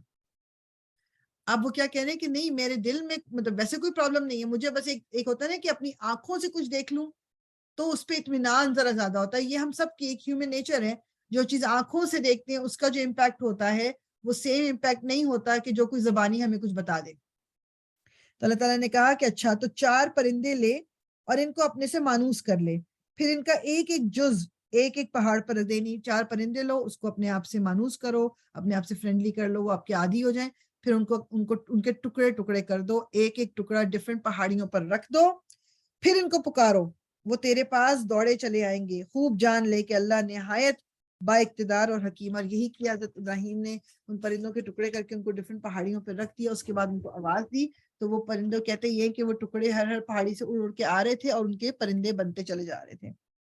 جو لوگ اپنے مال اللہ کی راہ میں صرف کرتے ہیں، ان کے خرچ کی مثال ایسی ہے جیسے ایک دانہ بویا جائے اور اس سے 7 بالیں نکلیں، اور پھر ہر بال میں 100 دانے ہوں۔ بالیں کا مطلب یہ جس آپ نے دیکھا ہو کارن کی وہ لے لیں، کارن جو بھٹے کا جو ایک پودا ہے اس کو لے لیں کہ وہ ایک بیج سے کتنے وہ ایئرز آف کارن نکلتے ہیں نا، پھر اس کے اندر ہر بھٹے میں کتنے چھوٹے چھوٹے دانے ہوتے ہیں۔ تو ایک نیکی آپ جو کرتے ہو وہ اس لیول تک ہو سکتا ہے کہ اس کی نظر، اللہ کی نظر میں اس کی کیا ویلیو، ڈیپینڈ کرتا ہے کیا نیکی، کیا اچھا کام اور کس وقت کی کیا ضرورت ہے، لیکن اللہ تعالیٰ کیا کہہ رہے ہیں کہ بالکل ایسے کہ آپ نے ایک ہی دانہ تھا، وہ آپ نے ایک چھوٹا سا کام کیا لیکن اس کے ذریعے پتہ نہیں کتنے لوگوں کو فائدہ ہوا، تو آپ کو اس کو پتہ نہیں کتنا اجر ملے گا اس کا۔ اسی طرح اللہ جس کے عمل کو چاہتا ہے افزوئی عطا فرماتے ہیں، جس کا عمل بھی اللہ تعالیٰ چاہے گا اس کو بڑھا چڑھا کے اجر دے گا۔ وہ فراخ دست بھی ہے اور علیم بھی۔ جو لوگ اپنے مال اللہ کی راہ میں خرچ کرتے ہیں اور خرچ کر کے پھر احسان نہیں جتاتے، نہ دکھ دیتے ہیں، ان کا اجر ان کے رب کے پاس ہے، اور ان کے لیے کسی رنج اور خوف کا موقع نہیں۔ ایک میٹھا بول اور کسی ناگوار بات پر ذرا سی چشم پوشی اس خیرات سے بہتر ہے جس کے پیچھے دکھ ہو۔ بڑی امپورٹنٹ بات ہے کہ کسی سے اچھی بات کر لینا، یا اگر کسی کی بات آپ کو ناگوار گزری ہے یا کسی کے بارے میں آپ کو کوئی بری بات پتا ہے، اس کو چھپا جانا، چشم پوشی کر جانا اس خیرات سے بہتر ہے، یعنی کہ جو خیرات اللہ کی راہ میں آپ نے دی، کہ جو دینے کے بعد آپ نے یعنی اس کے پیچھے دکھ ہے کہ کسی کی مدد بھی کر دی اور اس کو بار بار جتائے چلے جا رہے ہیں، لوگوں کے درمیان بیٹھ کے اس کے بارے میں باتیں بھی کر رہے ہیں، تو وہ والی خیرات جو ہے وہ ضائع ہو گئی۔ اللہ بے نیاز ہے اور بردباری اس کی صفت ہے۔ اے ایمان لانے والوں، اپنے صدقات کو احسان جتا کر اور دکھ دے کر اس شخص کی طرح خاک میں نہ ملا دو جو اپنا مال محض لوگوں کے دکھانے کے خرچ کرتا ہے اور نہ اللہ پر ایمان رکھتا ہے اور نہ آخرت پر۔ اس کے خرچ کی مثال ایسی ہے جیسے ایک چٹان تھی جس پر مٹی کی تہ جمی ہوئی تھی، اس پر جب زور کا پانی برسا تو ساری مٹی بہہ گئی اور صاف چٹان کی چٹان رہ گئی۔ ایسے لوگ اپنے نزدیک خیرات کر کے جو نیکی کماتے ہیں، ان سے کچھ بھی ان کے ہاتھ نہیں آتا، اور کافروں کو سیدھی راہ دکھانا اللہ کا دستور نہیں ہے۔ بخلاف اس کے جو لوگ اپنے مال محض اللہ کی رضا جوئی کے لیے دل کے پورے ثبات و قرار کے ساتھ خرچ کرتے ہیں، ان کے خرچ کی مثال ایسی ہے جیسے کسی سطح مرتفع پر ایک باغ ہو، یعنی کہ کوئی تھوڑی سی اونچی، تھوڑا سا ایک ٹیلا ہے، پلاٹو بول دیں، کہ اس کے اوپر ایک باغ ہے، اگر زور کی بارش ہو جائے تو دگنا پھل لائے، اور اگر زور کی بارش نہ بھی ہو تو ایک ہلکی بارش، ہلکی پھوار اس کے لیے کافی ہو جائے۔ اور تم جو کچھ کرتے ہو سب اللہ کی نظر میں۔ بیسیکلی یہ ایگزامپل کیا ہے، کسی کی جو ہم مدد کرتے ہیں جس کے پاس تو بہت زیادہ ہے، وہ اگر دے رہا ہے زیادہ، ویل اینڈ گڈ، کہ بعض لوگ ہوتے ہیں کہ جن کو جیسے جیسے اللہ تعالیٰ زیادہ عطا کرتا رہتا ہے، ان کا لوگوں کے اوپر اسپینڈ کرنا بھی زیادہ ہوتا چلا جاتا ہے۔ تو اللہ تعالیٰ کہہ رہے ہیں ایگزامپل جو بارش کی دی، میننگ یہ کہ اگر تو ان کے پاس زیادہ ہے تب بھی وہ خرچ کرتے ہیں، اگر ان کے پاس کم ہے تب بھی وہ خرچ کرتے ہیں، مطلب ان کا خرچ کرنا وہ ختم نہیں ہوتا ہے بیسڈ آن کہ میرے پاس ہوگا تو دوں گی، اگر کم ہوتا ہے وہ تب بھی دیتے ہیں، زیادہ ہوتا ہے وہ تب بھی دیتے ہیں۔ ٹھیک ہے، ہم یہ تھوڑا سا اپنے اندر جھانک کے ہم دیکھ لیں کہ ہمارے پاس ہماری پرائرٹی، وہی بات ہے نا، وہ کہتے ہیں نا کہ آپ روز کی کافی تو پی لیں گے اسٹار بکس کی، مگر وہی اگر کوئی پیسے کہیں پر کسی چیریٹی میں دینے کچھ کرنے تو میرے پاس پیسے نہیں ہیں۔ ٹھیک ہے، تو یہ مجھے اور آپ کو اپنے اندر خود دیکھنا ہے۔ جو کچھ تم کرتے ہو سب اللہ کی نظر میں ہے۔ کیا تم میں سے کوئی پسند کرتا ہے کہ اس کے پاس ایک ہرا بھرا باغ ہو، نہروں سے سیراب، کھجوروں اور انگوروں اور ہر قسم کے پھلوں سے لدا ہوا، اور وہ عین اس وقت ایک تیز جو بگولے کی زد میں آ کر جھلس جائے جبکہ وہ خود بوڑھا ہو اور اس کے کمسن بچے ابھی کسی لائق نہ ہو۔ اور اس طرح اللہ اپنی باتیں تمہارے سامنے بیان کرتا ہے، شاید کہ تم غور و فکر کرو۔ میننگ آف ایگزامپل دے رہے ہیں کہ بہت بڑا باغ ہے، اس میں بہت پھل لگے ہوئے ہیں، اور بس اب کاٹنے ہی والے ہوں پھل، مطلب اتارنے ہی والے ہیں آپ، کہ آگ ایک دم لگ جاتی ہے، باغ پورا کا پورا ختم ہو جاتا ہے، اور وہ جس کا باغ ہے وہ بوڑھا ہو چکا ہے اور اس کے بچے بھی بہت چھوٹے ہیں۔ مطلب کیا ہے کہنے کا کہ یہ بھی نہیں ہے کہ وہ بچے اس کا ہاتھ بٹا دیں یا وہ اب دوبارہ سے اس کو صحیح کرنا پڑے گا تو اس بوڑھے انسان کو ہی کرنا پڑے گا, اس کی کوئی مدد نہیں کر سکتا. تو بیسیکلی اس کا مقصد کیا ہے کہ یہ وہ بات ہے کہ نیکی کر کے, وہ کہتے ہیں نا نیکی کر دریا میں ڈال, اچھے کام بھی کیے لیکن لوگوں کو دکھ دے دیا, لوگوں کو جتا جتا کے اس کے پیچھے مقصد اپنی نیت کچھ اور رکھ کے یہ ساری چیزیں جو اجر ملنا چاہیے تھا وہ اجر زیرو ہو گیا. اے لوگوں جو ایمان لائے ہو, جو مال تم نے کمائے ہیں اور جو کچھ ہم نے زمین سے تمہارے لیے نکالا ہے اس میں سے بہتر حصہ راہ خدا میں خرچ کرو. ایسا نہ ہو کہ اس کی راہ میں دینے کے لیے بری سے بری چیز چھانٹنے کی کوشش کرنے لگو, حالانکہ وہی چیز اگر کوئی تمہیں دے گا تو تم ہرگز اس سے لینا گوارا نہ کرو گے, الا یہ کہ اس کو قبول کرنے میں تم اغماد برت جاؤ.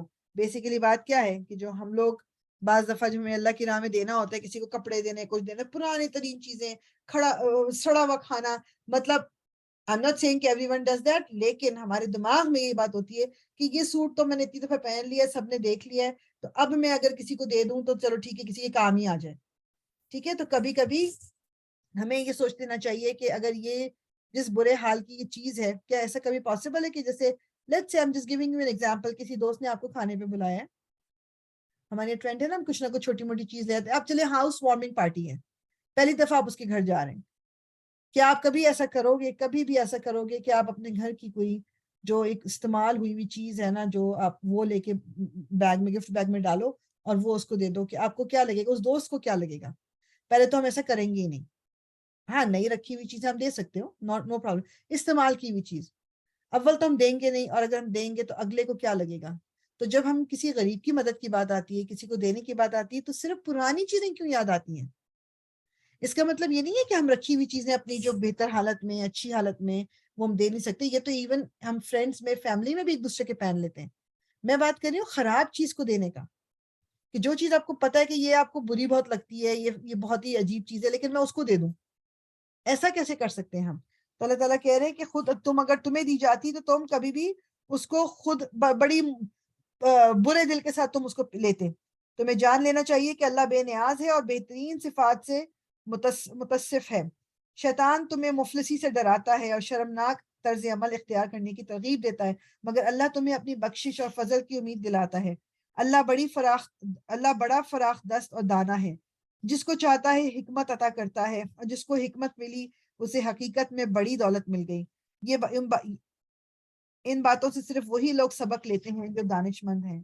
اور تم نے جو کچھ بھی خرچ کیا اور جو نظر بھی مانی ہو, اللہ کو اس کا علم ہے, اور ظالموں کا کوئی مددگار نہیں. اگر اپنی صدقات علانیہ طور پر دو تو یہ بھی اچھا ہے, لیکن اگر چھپا کر حاجت مندوں کو دو تو یہ تمہارے حق میں زیادہ بہتر ہے. تمہاری بہت سی برائیاں اس طرز عمل سے محو ہو جاتی ہیں, اور جو کچھ تم کرتے ہو اللہ کو بہرحال اس کی خبر ہے. بس کوئی کس کا بتا دوں, اعلان کرنا اور نہ اعلان, تو جیسے آپ, میں پہلے اگزامپل میری جو ریگولر میری کلاس میں ہوتے ہیں ان کو تو میں دے چکی اگزامپل, کہ اگر آپ کسی ایسی جگہ گئے ہو جہاں پر جی وہ ایک فنڈ ریزنگ ہے, وہ پیسے جمع کر رہے ہیں کسی کاز کے لیے, اینڈ یو آر دیئر, اور پھر جب وہ کہتے ہیں جی کوئی ڈونیٹ کرے, اتنے کر دے تو آپ اپنا ہاتھ کھڑا کرتے ہو اور آپ کہتے ہو کہ جی میں اتنے کر رہا ہوں. اٹ از اوکے, یہ اس میں یہ دکھاوا نہیں ہے, کیونکہ آپ کو اپنی نیت پتا ہے کہ آپ جینوئنلی یہ ریزن ہے آپ کا کرنے کا کہ آپ مدد کرنا چاہ رہے ہو, تو اٹ از اوکے, لوگوں کے سامنے بھی کر سکتے ہیں. دوسری سچویشن میں جیسے آپ کو کسی انڈیویجول کی مدد کرنی ہے تو اٹس اے بیٹر تھنگ کہ آپ ایسے کرو کہ کسی کو پتہ ہی نہ ہو, اور مطلب جس کو دے رہے ہو, پیسے دے رہے ہو یا کسی کی مدد کر رہے ہو, اس کی بھی عزت نفس کا بہت خیال رکھنا ہے. بعض لوگوں کے لیے it is very hard to accept any help, اور ان کو جب وہ مدد دی جا رہی ہوتی ہے وہ اندر سے بالکل ختم ہو رہے ہوتے ہیں. تو بہتر ہے کہ ان کو ہم کسی ایسے طریقے سے ان کے ساتھ وہ کریں کہ ان کو محسوس نہ ہو, جائے کہ ہم لوگوں کے درمیان بیٹھ کے جی اس کی ساری پوری ایک تشہیر کر رہے ہیں کہ جی میں نے تو پتا ہے اس کو بڑی مدد تھی بیچاری, میں کیا بتاؤں, بہت ہی برے اس سے گزر رہی ہے, بس میں جو کر سکتی تھی کر دیا. اپنی طرف سے تو ہم یہ شو کر رہے ہیں کہ مطلب نہیں میں تو بڑی اس کی ہمدرد ہوں, لیکن ذکر کر دیا دوسرے کے سامنے, اس کو کھول دیا دوسرے کے سامنے. This is not at all acceptable. تو اللہ تعالیٰ کیا کہہ رہے ہیں کہ اگر تم اعلان کر کے دو تو وہ بھی ٹھیک ہے, لیکن اگر تم حاجت مندوں کو چھپا کر دو تو تمہارے حق میں زیادہ بہتر ہے, اور اللہ تعالیٰ اس کے ذریعے تمہاری برائیوں کو تم سے دور کر دے گا. لوگوں کو ہدایت بخش دینے کی ذمہ داری تم پر نہیں ہے, ہدایت تو اللہ ہی جسے چاہتا ہے بخشتا ہے, اور خیرات میں جو تم مال خرچ کرتے ہو اور وہ تمہارے اپنے لیے بھلا ہے، آخر تم اسی لیے تو خرچ کرتے ہو کہ اللہ کی رضا حاصل کرو، تو جو کچھ تم مال خیرات میں خرچ کرو گے اس کا پورا پورا اجر تمہیں دیا جائے گا اور تمہاری حق تلفی نہ ہوگی۔ خاص طور پر مدد کے مستحق وہ تنگ دست لوگ ہیں جو اللہ کے کام میں ایسے گھر گئے ہیں کہ اپنے ذاتی کسب معاش کے لیے زمین میں کوئی دوڑ دھوپ نہیں کر سکتے۔ ان کی خودداری دیکھ کر ناواقف آدمی گمان کرتا ہے کہ یہ خوشحال ہیں، تم ان کے چہروں سے ان کی اندرونی حالت پہچان سکتے ہو، مگر وہ ایسے لوگ نہیں ہیں کہ لوگوں کے پیچھے پڑھ کر کچھ مانگیں۔ ان کی اعانت میں تم جو مال بھی خرچ کرو گے اللہ سے پوشیدہ نہ رہے گا۔ وہی بات کہ کچھ لوگ ہیں جو مانگتے نہیں ہیں، مگر ہمیں اندازہ ہو جاتا ہے کہ ان کے حالات ٹائٹ ہیں، ان کو مسئلہ ہے، پرابلم ہے، تو اس وقت خود ہمیں کوشش کرنی چاہیے ان کی مدد کر دیں کہ ان کو محسوس بھی نہ ہو، انہیں مانگنا بھی نہ پڑے۔ جو لوگ اپنے مال شب و روز کھلے اور چھپے خرچ کرتے ہیں ان کا اجر ان کے رب کے پاس ہے اور ان کے لیے کسی خوف اور رنج کا مقام نہیں، مگر جو لوگ سود کھاتے ہیں ان کا حال اس شخص کا سا ہوتا ہے جسے شیطان نے چھو کر باولا کر دیا ہے، اور اس حالت میں اسے ان کے مبتلا ہونے کی وجہ یہ ہے کہ وہ کہتے ہیں کہ تجارت بھی تو آخر سود ہی جیسی چیز ہے۔ اگین میں ڈیٹیل میں نہیں جاؤں گی، ربا کا ذکر ہو رہا ہے، سود کا ذکر ہو رہا ہے، سود حرام ہے، ربا حرام ہے، تو کچھ لوگ کہتے ہیں کہ تو آپ تجارت جو کر رہے ہو، بزنس جو کر رہے ہو، تو وہ بھی تو یہی ہے، لیکن تجارت ایسی نہیں ہے۔ تجارت میں آپ لین دین کر رہے ہو، بیچ رہے ہو، کچھ اس میں لے رہے ہو، اس میں پروفٹ بنا رہے ہو، اٹ از فائن۔ سود از سم تھنگ ایلس۔ اس کی ڈیٹیل انشاءاللہ یہ کسی مفتی کے تھرو ہو سکتی، میں تو نہیں کروں گی اس پہ، لیکن میں صرف ذکر کر رہی ہوں کہ یہ آیت آ گئی ہے جن میں اللہ تعالیٰ نے ربا کے بارے میں بات کی ہے۔ حالانکہ اللہ نے تجارت کو حلال کیا ہے اور سود کو حرام، لہٰذا جس شخص کو اس کے رب کی طرف سے یہ نصیحت پہنچے اور آئندہ کے لیے وہ سود خواری سے باز آ جائے تو جو کچھ وہ پہلے کھا چکا سو کھا چکا، اس کا معاملہ اللہ کے حوالے ہے، اور جو اس حکم کے بعد پھر اسی حرکت کا اعادہ کرے وہ جہنمی ہے جہاں وہ ہمیشہ رہے گا۔ اللہ سود کا مٹھ مار دیتا ہے اور صدقات کو نشو نما دیتا ہے۔ یوزلی کیا ہوتا ہے، ریزن کیا ہوتا ہے یہ سود کا، کہ انسان کہتا ہے کہ میری دولت بڑھ جائے گی۔ جو سود لینے والے ہیں ان کا یہی مقصد ہوتا ہے نا کہ کسی طرح میرے پاس روپیہ پیسہ بڑھ جائے۔ تو اللہ تعالیٰ کیا کہہ رہے ہیں، صدقہ خیرات کرنے سے تمہاری دولت بڑھتی ہے، سود لینے سے دولت نہیں بڑھتی، ٹھیک ہے، کیونکہ صدقہ خیرات میں اللہ تعالیٰ برکت ڈالتے ہیں، اور اللہ کسی ناشکرے بد عمل انسان کو پسند نہیں کرتا۔ ہاں وہ لوگ جو ایمان لے آئیں اور نیک عمل کریں اور نماز قائم کریں اور زکوٰۃ دیں، ان کا اجر بے شک ان کے رب کے پاس ہے اور ان کے لیے کسی خوف اور رنج کا موقع نہیں ہے۔ اے لوگوں جو ایمان لائے ہو خدا سے ڈرو، اور جو کچھ تمہارا سود لوگوں پر باقی رہ گیا، اچھا اب یہ والا جو ہے نا ٹھیک ہے ابھی نہیں، لوگوں پر باقی رہ گیا اسے چھوڑ دو، مگر واقعی اگر تم واقعی ایمان لائے ہو، لیکن اگر تم نے ایسا نہ کیا تو آگاہ ہو جاؤ کہ اللہ اور اس کے رسول کی طرف سے تمہارے خلاف اعلان جنگ ہے۔ اب بھی توبہ کر لو اور سود چھوڑ دو تو اپنا اصل سرمایہ لینے کے تم حقدار ہو، نہ تم ظلم کرو نہ تم پر ظلم کیا جائے۔ تمہارا قرض اور قرض دار تنگ دست ہو تو ہاتھ کھلنے تک اسے مہلت دے دو، یعنی کسی نے آپ سے قرض لیا ہوا ہے، اب اس کے حالات اتنے ٹھیک نہیں ہو پا رہے کہ وہ اتارے، تو اس کو تھوڑی سی مہلت دے دیں، اور جو صدقہ کر دو تو یہ تمہارے لیے بہتر ہے اگر تم سمجھو۔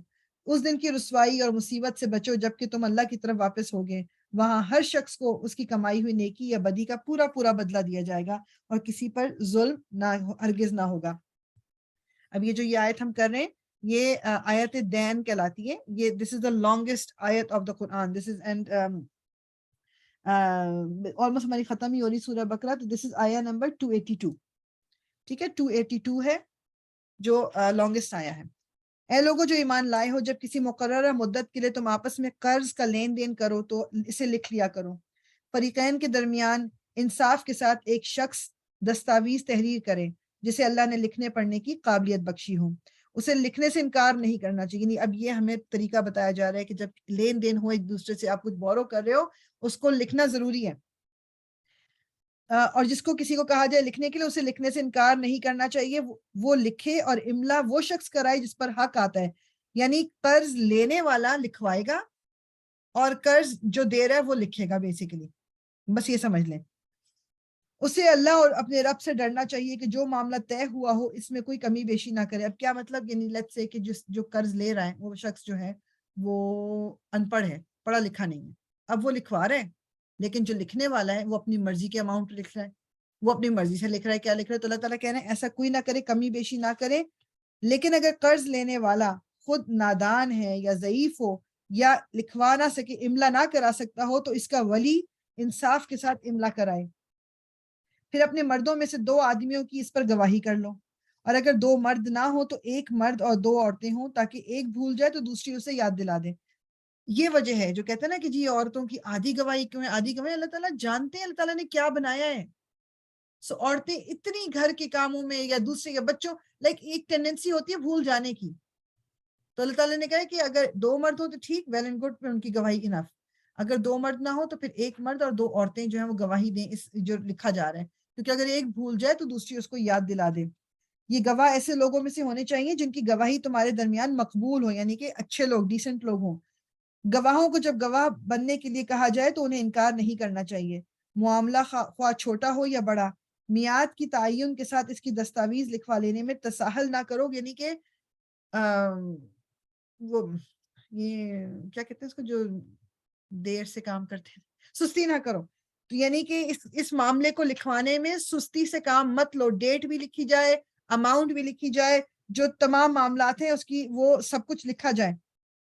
اللہ کے نزدیک یہ طریقہ تمہارے لیے زیادہ انصاف ہے، اس سے شہادت قائم ہونے میں زیادہ سہولت ہوتی ہے اور تمہارے شکوک و شبہات میں مبتلا ہونے کا امکان کم رہ جاتا ہے۔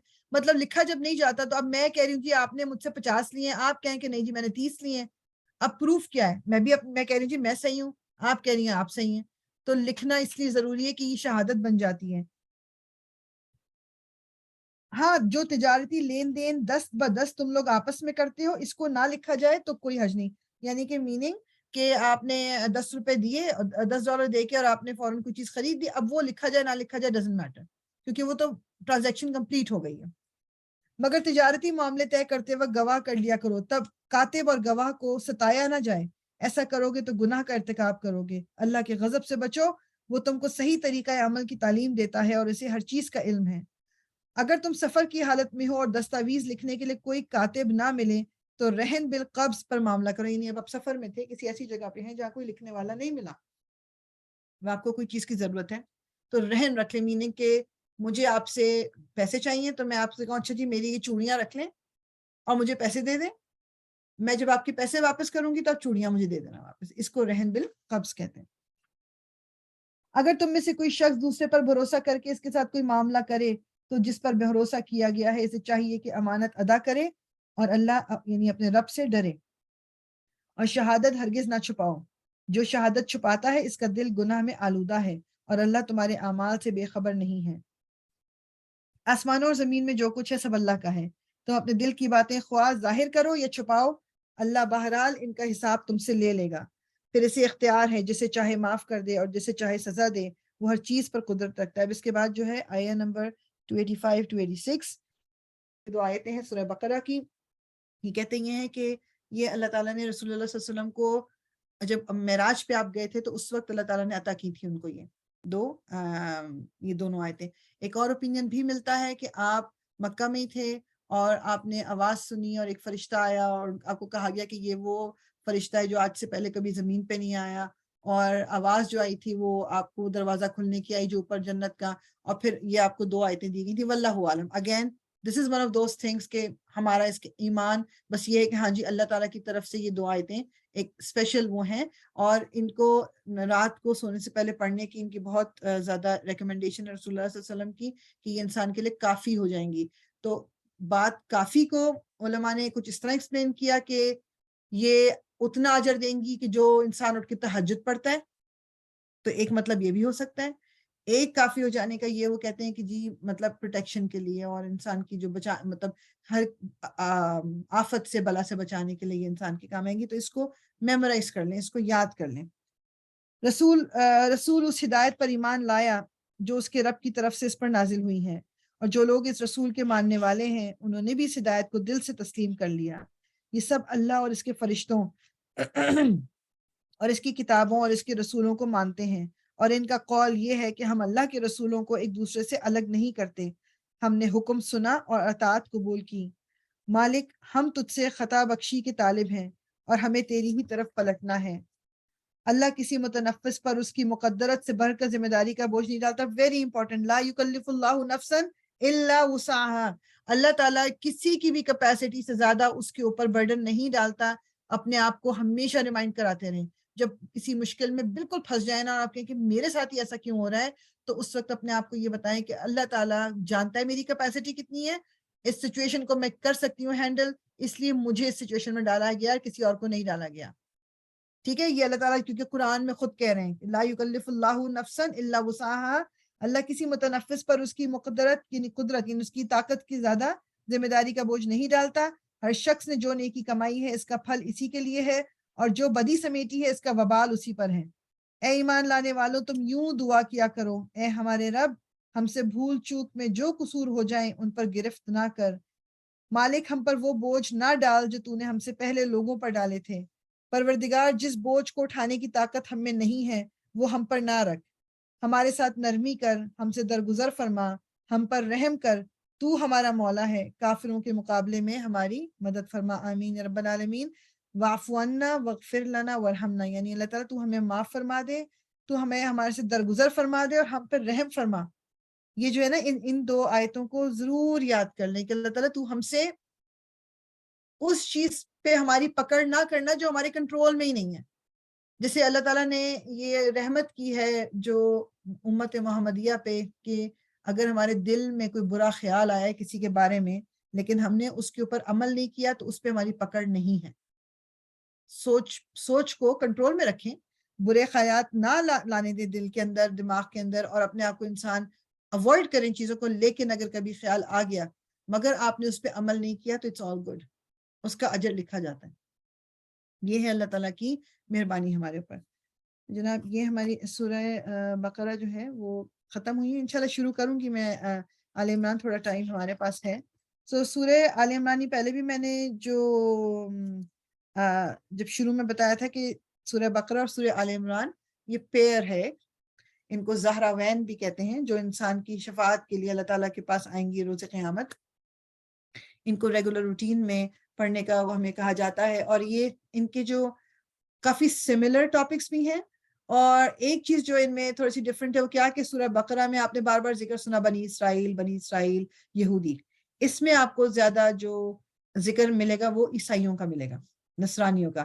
اور اس میں 60 آیا نمبر 60 سے آنورڈز بگ چنک وہ ہے کہ ایک گروپ آیا تھا نجران ایک جگہ ہے مدینہ کے باہر سے, جو عیسائیوں کا گروپ تھا, اور وہ رسول اللہ کے پاس آئے تھے اور ان سے کہ سوال جواب کریں گے, ان سے کسی طرح ان کو کنونس کر لیں گے, اور ان کو دیکھنے آئے تھے کہ یہ آخری نبی جو کہہ رہے ہیں کون. تو آیات اس سے بھی ریلیٹڈ ہیں, اس میں بھی کچھ احکامات ہیں. یہ بھی مدنی سورہ ہے, اور اس کی یہ سورہ بقرہ سے تھوڑی کم آیات ہیں اس کی, لیکن آپ کو کافی سملیرٹی اس کے اندر بھی لگے گی. انشاءاللہ دیکھ لیتے ہیں. اور یہ بیسیکلی یہ بھی ہاں یہ سورہ یہ مدینہ میں ہی نازل ہوئی ہے. اعوذ باللہ من الشیطان الرجیم, بسم اللہ الرحمن الرحیم. الف لام میم. اللہ لا الہ الا هو الحی القیوم نزل عليك الكتاب بالحق مصدقا لما بين يديه وأنزل التوراة والإنجيل من قبل هدى للناس وأنزل الفرقان إن الذين كفروا بآيات الله لهم عذاب شديد واللہ عزیز ذو انتقام. صدق اللہ العظیم. الف لام میم. اللہ وہ زندہ و جاوید ہستی جو نظام کائنات کو سنبھالے ہوئے ہے, حقیقت میں اس کے سوا کوئی خدا نہیں ہے. اس نے تم پر یہ کتاب نازل کی جو حق لے کر آئی ہے, اور ان کتابوں کی تصدیق کر رہی ہے جو پہلے سے آئی ہوئی تھیں. اس سے پہلے وہ انسانوں کی ہدایت کے لیے تورات اور انجیل نازل کر چکا ہے, اور اس نے وہ کسوٹی یعنی قرآن اتارا ہے جو حق اور باطل کا فرق دکھانے والی, یعنی فرقان کا جو ورڈ استعمال ہوا ہے فرق کر دینے والی, تو قرآن بیسیکلی. اب جو لوگ اللہ کے فرامین کو قبول کرنے سے انکار کریں ان کو یقیناً سخت سزا ملے گی. اللہ بے پناہ طاقت کا مالک ہے اور برائی کا بدلہ دینے والا ہے. زمین اور آسمان کی کوئی چیز اللہ سے پوشیدہ نہیں. وہی تو ہے جو تمہاری ماؤں کے پیٹ میں تمہاری صورتیں جیسی چاہتا ہے بناتا ہے. اسی زبردست حکمت والے کے سوا کوئی اور خدا نہیں. وہی خدا ہے جس نے یہ کتاب تم پر نازل کی. اس کتاب میں 2 طرح کی آیات ہیں، ایک محکمات جو کتاب کی اصل بنیاد ہے، اور دوسری متشابہات۔ اب یہ آیت بڑی امپورٹنٹ ہے کہ اس قرآن میں کچھ آیات ہیں متشابہات، میننگ کہ جس میں نے کہا نا کلیئر نہیں ہے، لیکن جو اصل بنیاد ہے وہ محکمات ہیں۔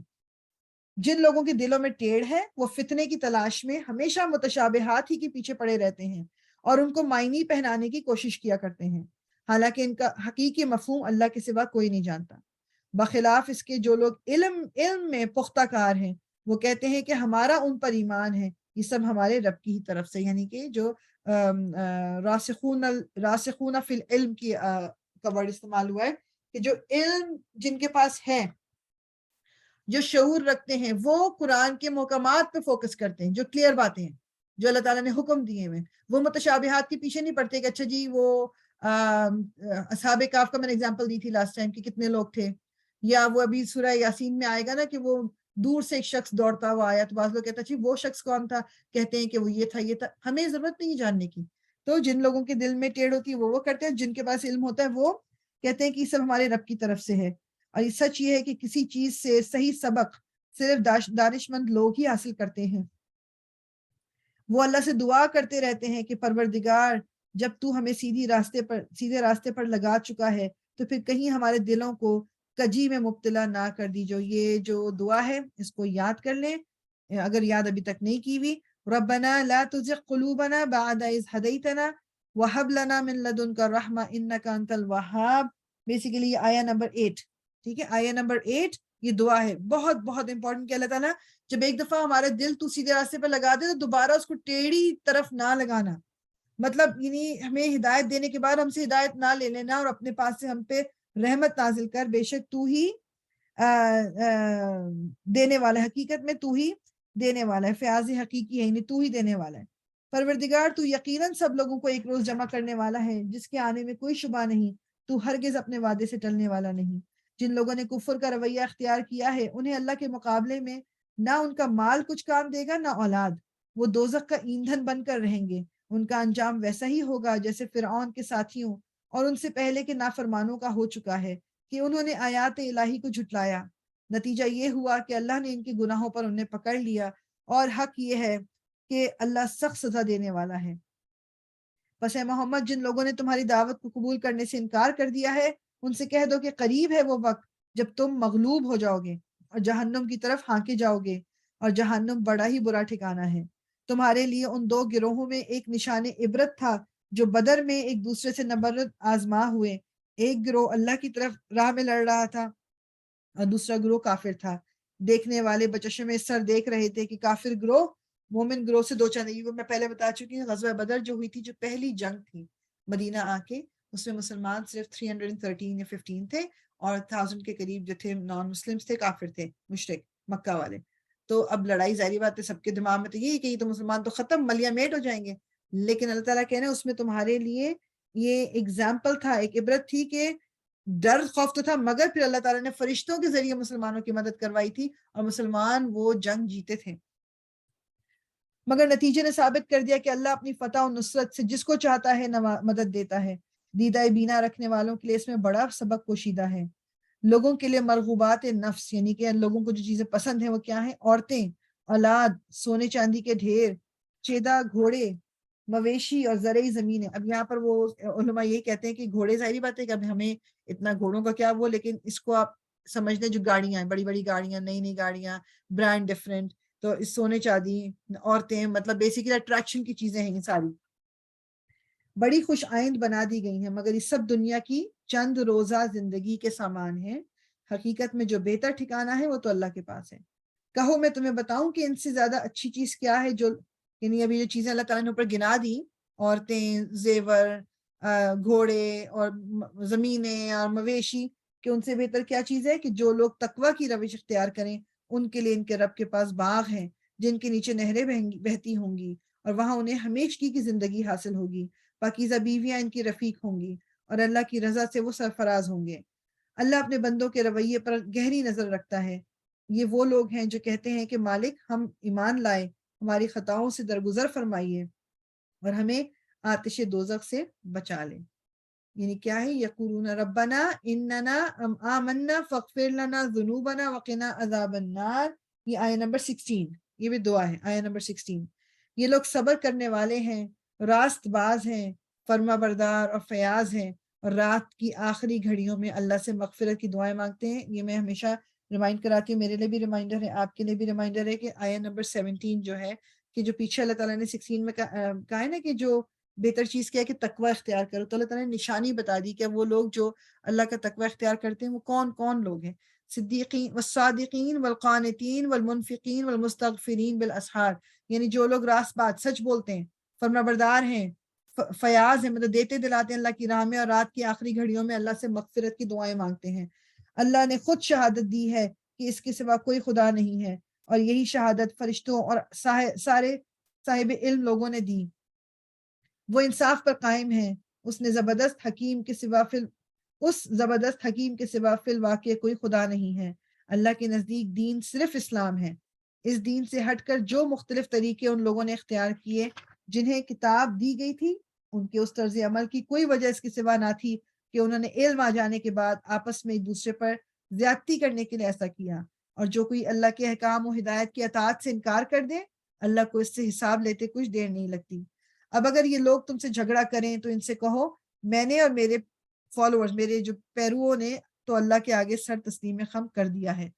پھر اہل کتاب اور غیر اہل کتاب دونوں سے پوچھو، یعنی اہل کتاب تو ہو گئے نا یہ یہودی اور عیسائی، تو نان اہل کتاب کون سے؟ جو مشرکین تھے، جو بت پرست تھے۔ دونوں سے پوچھو، کیا تم نے بھی اس کی اطاعت و بندگی قبول کی؟ اگر کی تو وہ راہ راست پا گئے، اور اگر ان سے منہ موڑا تو تم پر صرف پیغام پہنچا دینے کی ذمہ داری تھی۔ آگے اللہ خود اپنے بندوں کے معاملات دیکھنے والا ہے۔ جو لوگ اللہ کے احکام اور ہدایت کو ماننے سے انکار کرتے ہیں اور اس کے پیغمبروں کو ناحق قتل کرتے ہیں، اور ایسے لوگوں کی جان کے درپے ہو جاتے ہیں جو خلق خدا میں عدل اور راستی کا حکم دینے کے لیے اٹھیں، ان کو دردناک سزا کی خوشخبری سنا دی۔ پاکستان میں تو بڑا کامن ہے نا کہ کوئی جج اگر صحیح فیصلہ دے دے اور وہ کسی کو پسند نہ ہے تو اس کو اٹھا لیا جاتا ہے، قتل کر دیا جاتا ہے، کوئی گواہ جو ہے اس کو مروا دیا جاتا ہے۔ مطلب یعنی کوئی بات اگر کوئی دین کی بات کر رہا ہے اس کو مروا دیا جاتا ہے، مطلب دس از ویری ایزی۔ تو یہ اللہ تعالیٰ کیا کہہ رہے ہیں؟ ان کو دردناک سزا کی خوشخبری دے دو۔ یہ وہ لوگ ہیں جن کے اعمال دنیا اور آخرت دونوں میں ضائع ہو گئے، اور ان کا مددگار کوئی نہیں ہے۔ تم نے دیکھا نہیں کہ جن لوگوں کو کتاب کے علم میں سے کچھ حصہ ملا ہے ان کا حال کیا ہے؟ انہیں جب کتاب الہی کی طرف بلایا جاتا ہے تاکہ وہ ان کے درمیان فیصلہ کرے، تو ان میں سے ایک فریق اس سے پہلو تہی کرتا ہے اور اس فیصلے کی طرف آنے سے منہ پھیر جاتا ہے۔ بیسیکلی جب دو لوگوں میں اگر وہ ہو ہی نہیں، جسے یہودی اور مسلمان کے درمیان کوئی پرابلم ہو گئی رسول اللہ کے زمانے میں، تب ان کو جب کہا جائے کہ کتاب ہی کہتی ہے تو وہ مانتے نہیں ہیں، اور کچھ باتیں وہ کتاب کی، قرآن کی مان لیتے ہیں۔ ان کا یہ طرز عمل اس وجہ سے ہے کہ وہ کہتے ہیں کہ آتش دوزخ تو ہمیں چھوئے تک کی نہیں، اور اگر دوزخ کی سزا ہم کو ملے گی بھی تو بس چند روز۔ ان کے خود ساختہ عقیدوں نے ان کو اپنے دین کے معاملے میں بڑی غلط فہمیوں میں ڈال رکھا ہے، مگر کیا بنے گی ان پر جب ہم انہیں اس روز جمع کریں گے جس کا آنا یقینی ہے۔ اس روز ہر شخص کو اس کی کمائی کا بدلہ پورا دے دیا جائے گا، اور کسی پر ظلم نہیں ہوگا۔ کہو خدایا ملک کے مالک، یعنی بادشاہت کے مالک، تو جسے چاہے حکومت دے اور جس سے چاہے چھین لے، جسے چاہے عزت بخشے اور جس کو چاہے ذلیل کر دے۔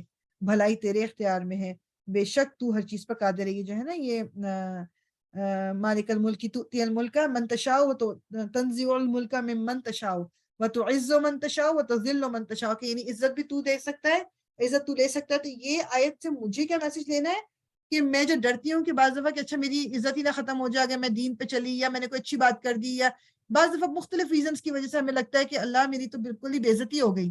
اس وقت اپنے آپ کو یہ بتانا ہے کہ عزت اور بے عزتی اللہ کے ہاتھ میں، کوئی میری عزت نہیں لے سکتا مجھ سے، نہ مجھے کوئی عزت دے سکتا ہے۔ ظاہری طور پہ دنیا میں بڑا لگتا ہے نا کہ ہاں جی یہ تو بڑے ہائی سٹیٹس پہ، اس کی بھی عزت اس کی، لیکن عزت اترتے ہوئے ایک لمحہ لگتا ہے۔ لیکن جس کو اللہ تعالی عزت دینا چاہیں اس کی پھر عزت کو کوئی ہاتھ بھی نہیں لگا سکتا۔ رات کو دن میں پروتا ہوا لے آتا ہے اور دن کو رات میں، جاندار میں سے بے جان کو نکالتا ہے اور بے جان میں سے جاندار کو، اور جسے چاہتا ہے بے حساب رزق دیتا ہے۔ مومنین اہل ایمان کو چھوڑ کر کافروں کو اپنا رفیق اور دوست ہرگز نہ بنائیں، جو ایسا کرے گا اس کا اللہ سے کوئی تعلق نہیں۔ ہاں یہ معاف ہے کہ تم ان کے ظلم سے بچنے کے لیے بظاہر ایسا طرز عمل اختیار کر جاؤ، مگر اللہ تمہیں اپنے آپ سے ڈراتا ہے اور تمہیں اسی کی طرف پلٹ کر جانا ہے۔ اے نبی، لوگوں کو خبردار کر دو کہ تمہارے دلوں میں جو کچھ ہے اسے خواہ تم چھپاؤ یا ظاہر کرو، اللہ بہرحال اسے جانتا ہے۔ زمین اور آسمان کی کوئی چیز اس کے علم سے باہر نہیں ہے، اور اس کا اقتدار ہر چیز پر حاوی ہے۔ وہ دن آنے والا ہے جب ہر نفس اپنے کیے کا پھل پائے گا، خواہ اس نے بھلائی کی ہو یا برائی۔ اس روز آدمی یہ تمنا کرے گا کہ کاش ابھی یہ دن اس سے بہت دور ہوتا۔ اللہ تمہیں اپنے آپ سے ڈراتا ہے اور وہ اپنے بندوں کا نہایت خیر خواہ ہے۔ اے نبی، لوگوں سے کہہ دو اگر تم حقیقت میں اللہ سے محبت رکھتے ہو تو میری پیروی کرو، اللہ تم سے محبت کرے گا اور تمہاری خطاؤں سے درگزر فرما دے گا۔ یہ بھی یاد کر لیں، قل ان کنتم تحبون اللہ، یعنی کہہ دیجئے ان سے کہ اگر تم اللہ سے محبت کرتے ہو، تحبون اللہ، اگر تم اللہ سے محبت کرتے ہو، فاتبعونی، تو میری پیروی کرو، یحببکم اللہ، اللہ تعالیٰ تم سے محبت کرے گا، اور یغفر لکم، دور کر دے گا، معاف کر دے گا، ذنوبکم، تمہارے گناہ، واللہ، اور اللہ غفور الرحیم، بہت ہی معاف کر دینے والا اور رحمت دکھانے والا رحیم ہے۔ ان سے کہو کہ اللہ اور رسول کی اطاعت قبول کر لو، پھر اگر وہ تمہاری یہ دعوت قبول نہ کریں تو یقیناً یہ ممکن نہیں ہے کہ اللہ ایسے لوگوں سے محبت کرے جو اس کی اور اس کے رسول کی اطاعت سے انکار کرتے ہوں۔ اللہ نے آدم اور نوح اور آل ابراہیم اور آل عمران کو تمام دنیا پر ترجیح دے کر اپنی رسالت کے لیے منتخب کیا تھا، یعنی وہی بنی اسرائیل۔ یہ ایک سلسلے کے لوگ تھے جو ایک دوسرے کی نسل سے پیدا ہوئے تھے۔ اللہ سب کچھ سنتا اور جانتا ہے۔ وہ اس وقت سن رہا تھا جب عمران کی عورت کہہ رہی تھی کہ میرے پروردگار، میں اس بچے کو جو میرے پیٹ میں ہے تیری نظر کرتی ہوں، وہ تیرے ہی کام کے لیے وقف ہوگا، میری اس پیشکش کو قبول فرما۔ اچھا، یہ جو ہے نا، اس کو ہم یہیں پر بے شک اینڈ کرتے ہیں، یہ ٹاپک ڈفرینٹ ہو رہا ہے، تو اس کو میں انشاءاللہ جب ہم کل تو نہیں کریں گے، there will be no دورہ قرآن ویکینڈ پہ، ہم منڈے سے انشاءاللہ دوبارہ کنٹینیو کریں گے، تو پھر اس کو ہم دوبارہ شروع کریں گے۔ آیہ نمبر 34 پہ میں اینڈ کر رہی ہوں، ٹھیک ہے؟ آیہ نمبر 34 پہ اس کو میں اینڈ کر دیتی ہوں، پھر وہیں سے ہم دوبارہ شروع کر لیں گے۔ سبحانک اللہم و بحمدک، نشہد ان لا الہ الا انت، نستغفرک و نتوب الیک، ربنا تقبل منا انک انت السمیع العلیم وتب علینا انک انت التواب الرحیم۔ الصلاۃ والسلام علی رسول اللہ، الحمد للہ رب العالمین۔